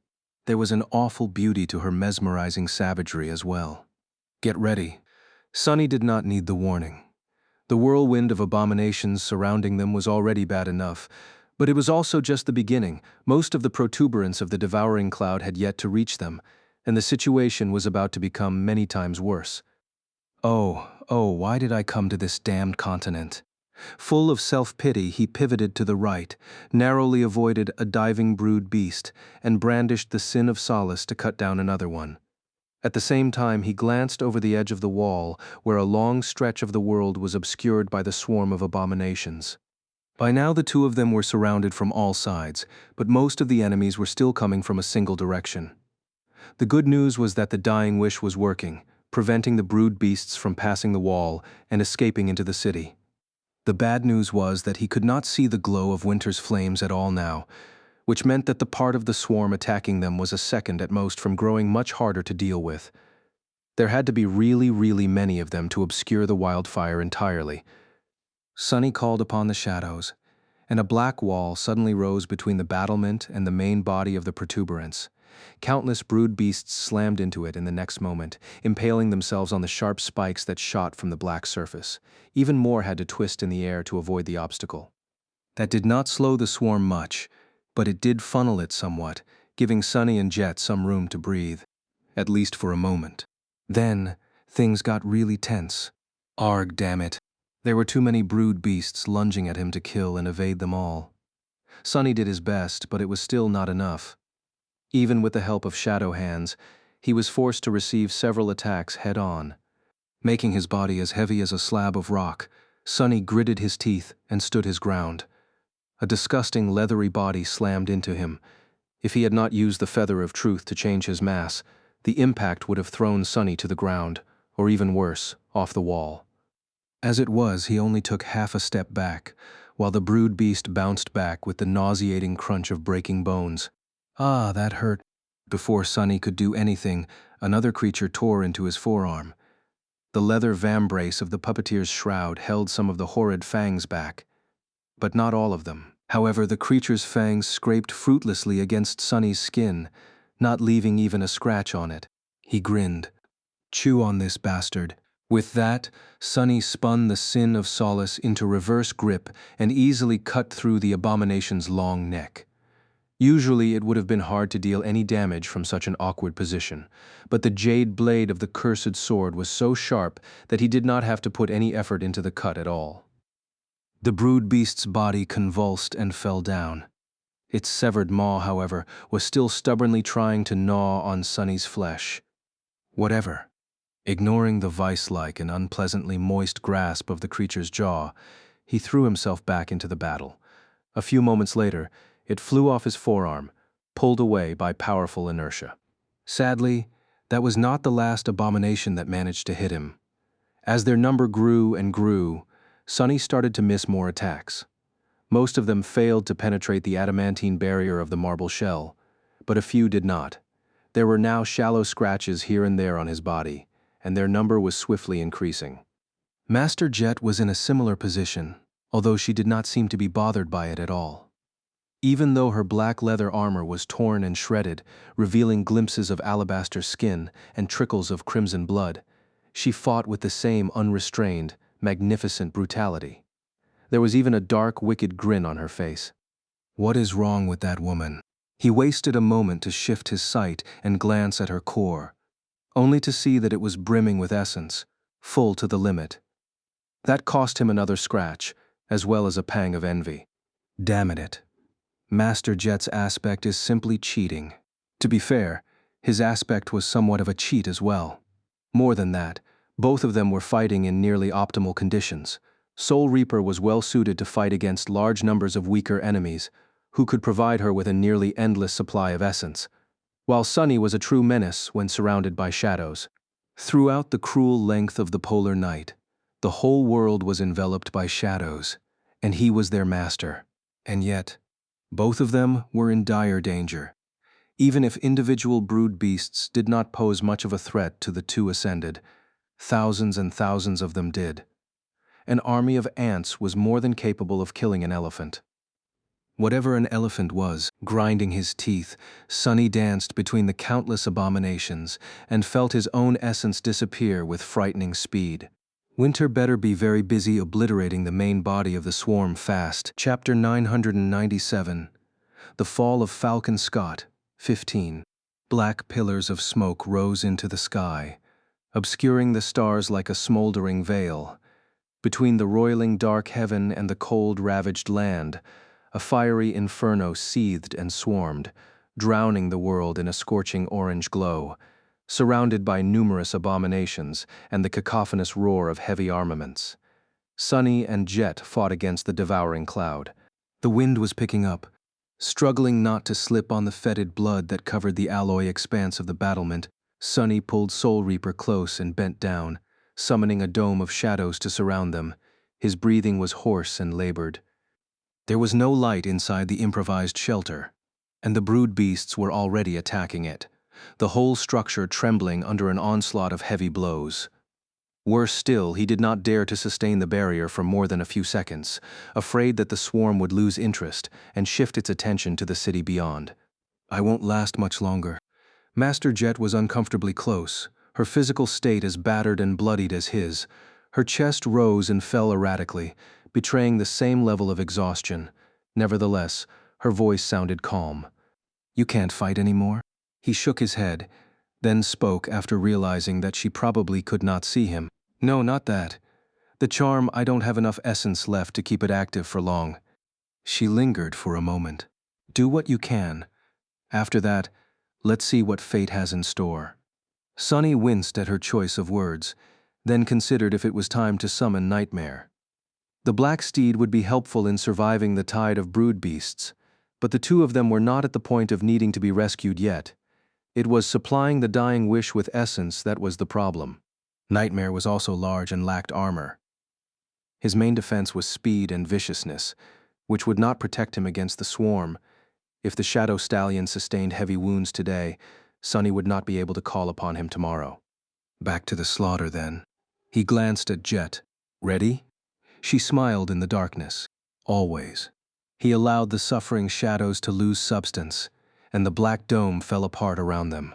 Immediately, a flood of brood beasts descended upon the two ascended. Sunny and Jet were pushed back to back, unable to move. The jade longsword and the silver glaive blurred, tearing through the ghastly abominations. The smell of blood permeated the air. It was somewhat of a heroic scene, exactly like what he had often seen in dramas and webtoons about Valiant awakened, not very practical though. Stuck in one spot and limited in where he could move, Sunny became a perfect target. Curse it! A strong gale of wind slammed into them, throwing many brood beasts off course. Jet used that moment to lunge forward and brandish her glaive, causing an explosion of frost to spread through the swarm and clear a bit of space around them. High above, the veil of smoke looked like storm clouds. Sunny was still feeding his essence into the dying wish and sustaining the augmentation of the underworld armament, hoping to buy Winter another minute, maybe half a minute of time. But the devouring clouds seemed to have suddenly learned how to resist Solvane's charm. Without any provocation, the mass of brood beasts shifted, flashing past the two bloodied masters. Ignoring the alluring enchantment of the dying wish, they lunged in the direction where Dale's protective barrier still shimmered with mystical energy. What the hell? Sunny slashed at the nearest abomination, cutting it in half. The other brood beasts simply ignored him and flew away. You have slain an awakened beast, brood of the devouring cloud. You have received. He ignored the quiet whisper of the spell and stared at the apocalyptic scene of the battlefield. The killing field below the wall was enveloped in flame. The sky was burning with red embers as well. The main body of the swarm seemed diminished somewhat. Where once there had been an uninterrupted wall of winged horrors, now there was a tattered curtain of them, with vast breaches and gaps in its vile, seething mass. Winter and all the other defenders did not waste the time he had bought them. The problem, however, was that the flames unleashed by the ascended archer in her initial attack had almost died down. And now, the whole of the devouring cloud was advancing on the city. This was a key moment. Winter had to break their advance once and for all, and for that to happen, nothing could interrupt her. God damn it. Sunny prepared himself, ready to dash toward the position of the rest of the irregulars. He could see a dark tentacle of the thinned protuberance slamming into Dale's barrier, the wind howling so loudly that it drowned out the thunder of the firing rail guns for a moment. The barrier grew dimmer, but held for now. A radiant arrow escaped from it, streaking across the killing field and disappearing into the devouring cloud. Then, it was as though a large portion of the swarm imploded in on itself, countless abominations being violently pulled and crushed by an invisible force. However, it was still not enough. Dale's barrier was growing dimmer and dimmer, and the swarm was still advancing, a dozen seconds away from crashing into the defenders of the city. Not enough. And then, a vast shadow fell from the sky, tearing through the veil of smoke and storm clouds obscuring it. At the same time, a devastating net of lightning enveloped the devouring cloud, turning the world white for a second. Thousands of abominations were instantly burned to ash. A giant bird of prey with white feathers and devastating talons of lustrous steel dove into the swarm. Her enormous wings were wreathed in thunderclouds, and bolts of lightning danced around her body like a cloak. A hurricane of wind summoned by her arrival threw the center of the devouring cloud into disarray. Sunny froze. Sky-tide. St. Tyrus looked battered and exhausted, but still incredibly fearsome.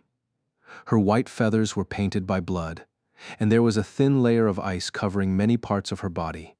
Despite all that, she cut through the swarm like a blade of a guillotine, and at the same time, powerful winds pressed the abominations down and pushed them away from the city. Sunny stared at the incredible scene in tired silence. He had never been that happy to see a saint before. Lowering the sin of solace, he looked at Master Jet. A somewhat confused question escaped from his lips. "Have we won?" She lingered for a moment, then shrugged. It seems that Before Soul Reaper could finish the sentence, however, the city wall suddenly quaked under them. Chapter 998. The Fall of Falcon Scott, 16. The wall trembled violently, almost throwing Sonny off his feet. He caught himself from falling and spun, the sin of solace flying into a defensive stance. What the hell was that? Master Jet used her glaive to keep herself upright and looked around. For the first time since the start of the battle, her expression became grim. She did not answer for a couple of seconds. Then her icy eyes widened slightly. Soul Reaper turned to Sonny, trying to say something, but he had already sensed it himself. A cold shiver ran down his spine. The call of the nightmare had suddenly grown much louder, assaulting his mind with an onslaught of screaming whispers. In the next moment, the world came undone, and the piercing sound of tearing alloy filled Sonny's ears. The battlement beneath him was falling apart, and a strong aftershock of whatever it was that had destroyed it rolled through the air, throwing him away. No, Sonny did not see it yet, but he already understood what had happened. A nightmare gate had just opened right below where he and Jet had fought, annihilating a large section of the wall. An ugly rift in reality tore through the armored alloy, turning it into nothing. The vertical schism of pure nothingness played strange tricks with both light and darkness, making it appear simultaneously perfectly flat and inconceivably deep. A litany of inaudible screams thundered out of it in deafening silence, washing over the world like a demented call. The wall was breached from top to bottom, some of it devoured by the gate, the rest simply collapsing when the supporting structure suddenly disappeared. Sonny plummeted down in a rain of debris. Before he could truly comprehend what was happening, his body brushed against the boundary of the gate. Instantly, an explosion of blinding pain enveloped his body and soul, and a strange repelling force pushed him away. A nightmare gate was a one-way path. Creatures of the dream realm could enter through it into the waking world. But nothing from the waking world could pass through it into the land of nightmares. Only awakened could answer its call by sending their souls on a perilous journey. All they had to do was fall asleep in the vicinity of the rift. Masters and Saint could answer it too, by pulling on their own anchors, but not by physically stepping through the gate. Maybe sovereigns were different, but Sonny had no time to think about it. Or could think about it, really. For a few moments after experiencing the shock of brushing against the lightless rift, his mind became utterly blank. And when he came to his senses, he found himself falling from a 70-meter height, the ground approaching him with frightening speed. Still disoriented, Sonny scrambled to summon the Dark Wing, but then froze for a split second. There was not enough time for the translucent memory to manifest itself into existence, and for its enchantment to activate. He had maybe 3 seconds left. Would a fall from that height kill him? Sonny did not know, and he did not want to find out. Even if he survived somehow, a flood of nightmare creatures would soon flow out of the gate to finish the job. Damn! Something heavy and sharp suddenly slammed into Sonny's head. A torn piece of the wall's frame, following an instinct, Sonny reached forward and called upon the shadows of the falling pieces of debris. They moved, sliding toward his body. Sonny made himself as light as he could, and then manifested the shadows. In the next moment, a vast mantle of darkness surrounded him like a streaming black cape, catching the wind and slowing down his fall. It was almost enough. He hit the ground hard enough to bounce off of it and black out for a moment. The mantle of shadows was torn apart and dissipated. Sonny rolled away, his body a mass of pain, vaguely recognizing the landscape of the staging area around him. He came to a halt after violently slamming into the feet of a loader robot, then weakly crawled under it, hoping to hide from the raining debris. It was good thinking. Not a second later, a piece of alloy that must have weighed several tons crashed into the ground in the spot where Sonny had been just a moment ago. That was all Sonny could do, though. After taking shelter between the legs of the loader, all strength seemed to abandon him. All that was left was pain. Arg. He was alive, at least.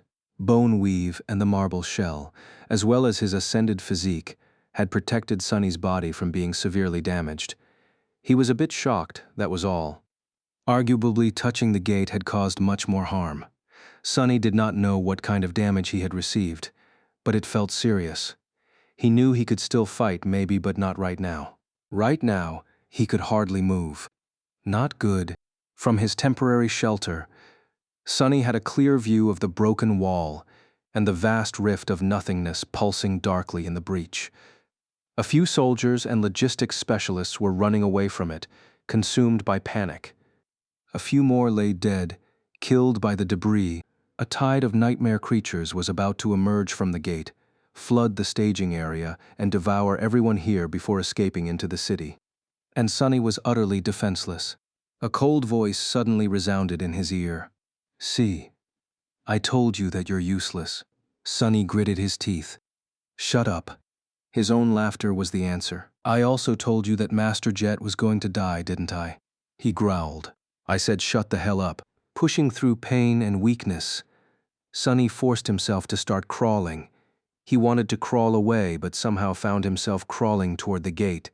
The desire to flee had been subtly defeated by the desire to finish his job and defend the city, without him even noticing.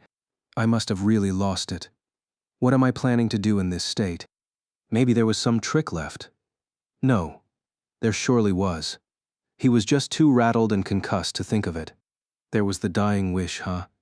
There was also nightmare, as a massive shape slowly revealed itself in the pulsating darkness of the gate. A familiar voice whispered into his ear. Sonny felt a flash of fury sear his mind. "Shut your mouth." But then, he froze. That voice was not his. Ignoring the rude outburst, the spell spoke. "Your shadow has evolved." Chapter 999. The Fall of Falcon Scott, 17. My shadow? Sonny opened his eyes wide. Saint.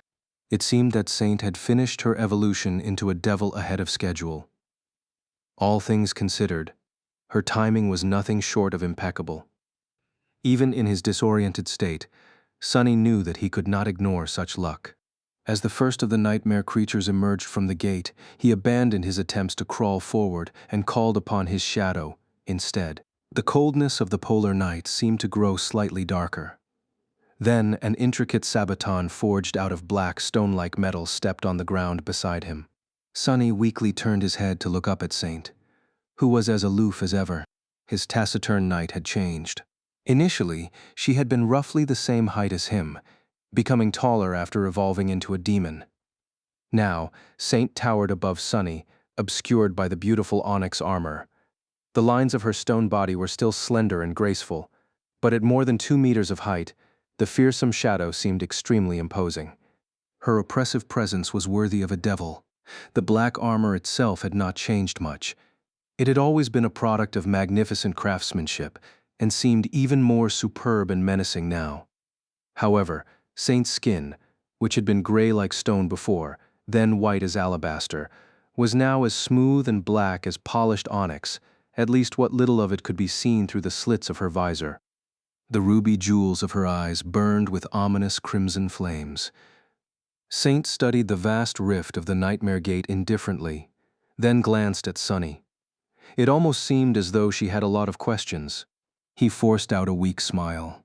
"Yeah, stuff happened. I'm glad to see you too."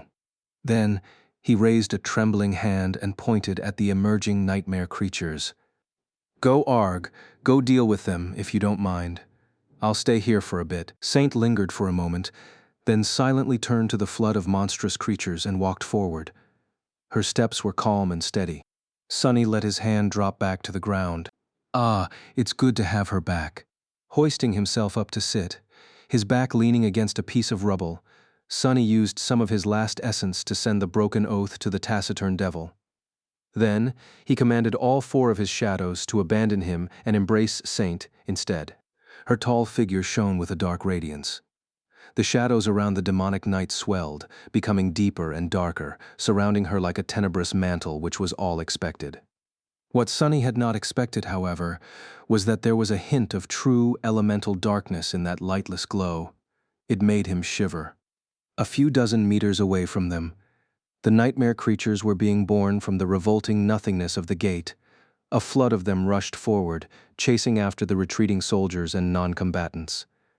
The abominations looked like tall, insectine humanoids with 6 hands each, their inhuman faces brimming with black eyes and jagged mandibles. They wore carapace armor and wielded weapons made of sharpened chitin, moving with astonishing speed and possessing dreadful might. As Sunny watched, one of the creatures easily threw a piece of the broken wall that must have weighed a ton aside. Unfazed, Saint opened her arms, as if trying to embrace the broken, burning world. Darkness flowed from under her vambraces, over her palms and into the air. A moment later, the flowing darkness formed into the shape of a familiar stone sword. It was whole once again, but utterly black in appearance. A feeling of dark, nebulous power radiated from its Stygian blade. On her other hand, a round shield of stone-like metal appeared, its surface the same polished onyx as the fearsome armor of the taciturn shadow. Walking toward the enemy, Saint raised her sword and struck the rim of her shield twice with its blade, as if challenging the harrowing tide of monsters. Damn. Sunny was too weak and mentally shaken to do anything, so he just sat on the ground, using a piece of rubble for support, and watched Saint fight. His shadow had simply walked forward and then dove into the mass of enemies as soon as the last of the soldiers ran past her. She collided against the arachnid warriors with her shield, sending a dozen of them stumbling to the ground, and then turned into a whirlwind of annihilating darkness, her sword slicing through carapace armor, flesh and bone as if nothing could stop it.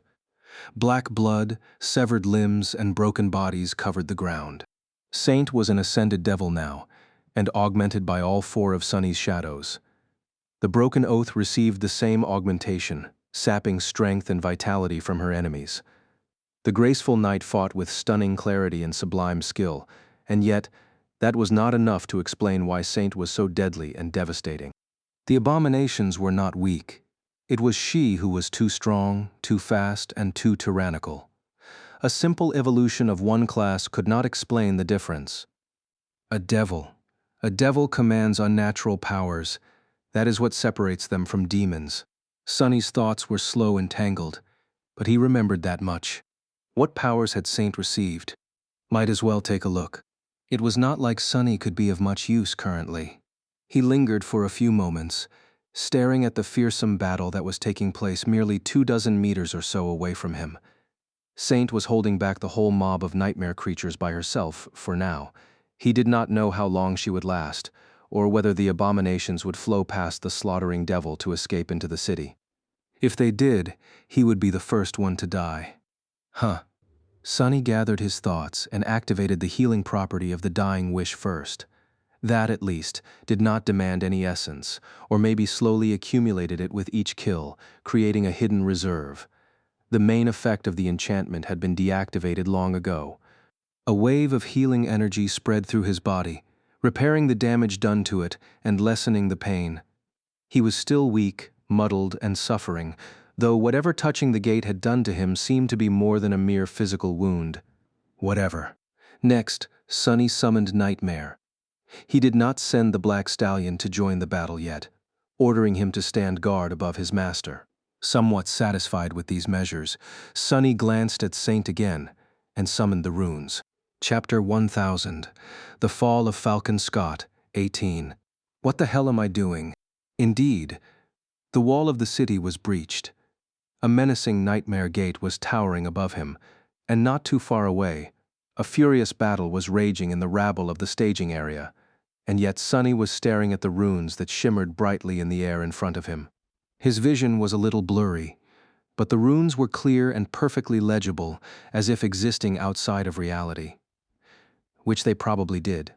Oh well, Sunny needed a couple of minutes to recover anyway. He looked at the field of runes, searching for the names of his shadows. A new string of them replaced the old one. Onyx Saint. Onyx, huh? That had a nice ring to it. Marble Saint had turned into Onyx Saint. Was his marble shell going to evolve into the onyx shell as well, once he transcended? Sunny would have loved to pursue that train of thought, but unfortunately, he couldn't. His thoughts were slow and erratic, refusing to consider anything too complicated. Giving up, he concentrated on the runes of Saint's name and started to read the descriptions. Shadow, Onyx, Saint. Shadow rank, Ascended. Shadow class, Devil. Shadow attributes, Battlemaster, Stalwart, Ember of Divinity, Heart of Darkness. Heart of Darkness, that's new. Sunny glanced at the mass of attacking arachnid warriors, catching a glimpse of Saint decapitating an especially menacing abomination with a swift slash of her black sword, then sending its body flying into the mob with a strike of her shield.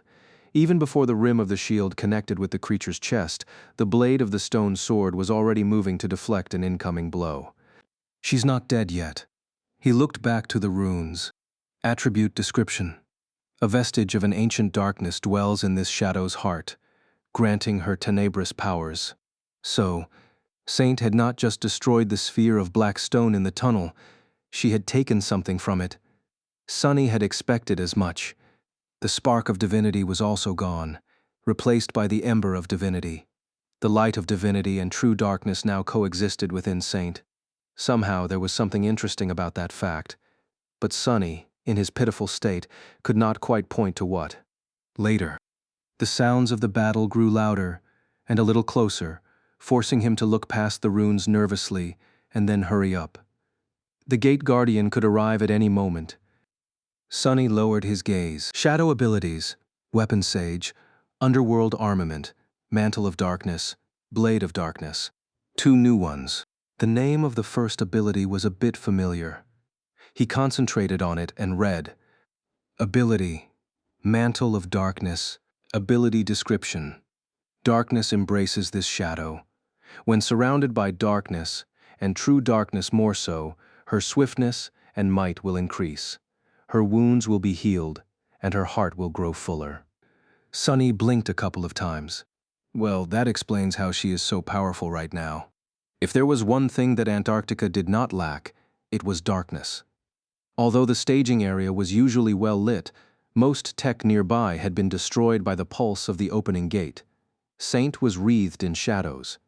The physical augmentation of the Mantle of Darkness seemed to be a formidable one, and combined with the embrace of his 4 shadows, it produced a truly terrific result. What made him especially happy was that Saint would also be able to heal herself from now on, at least when surrounded by darkness.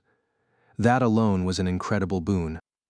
The last part of the description spoke of her heart, but the rune could also mean soul.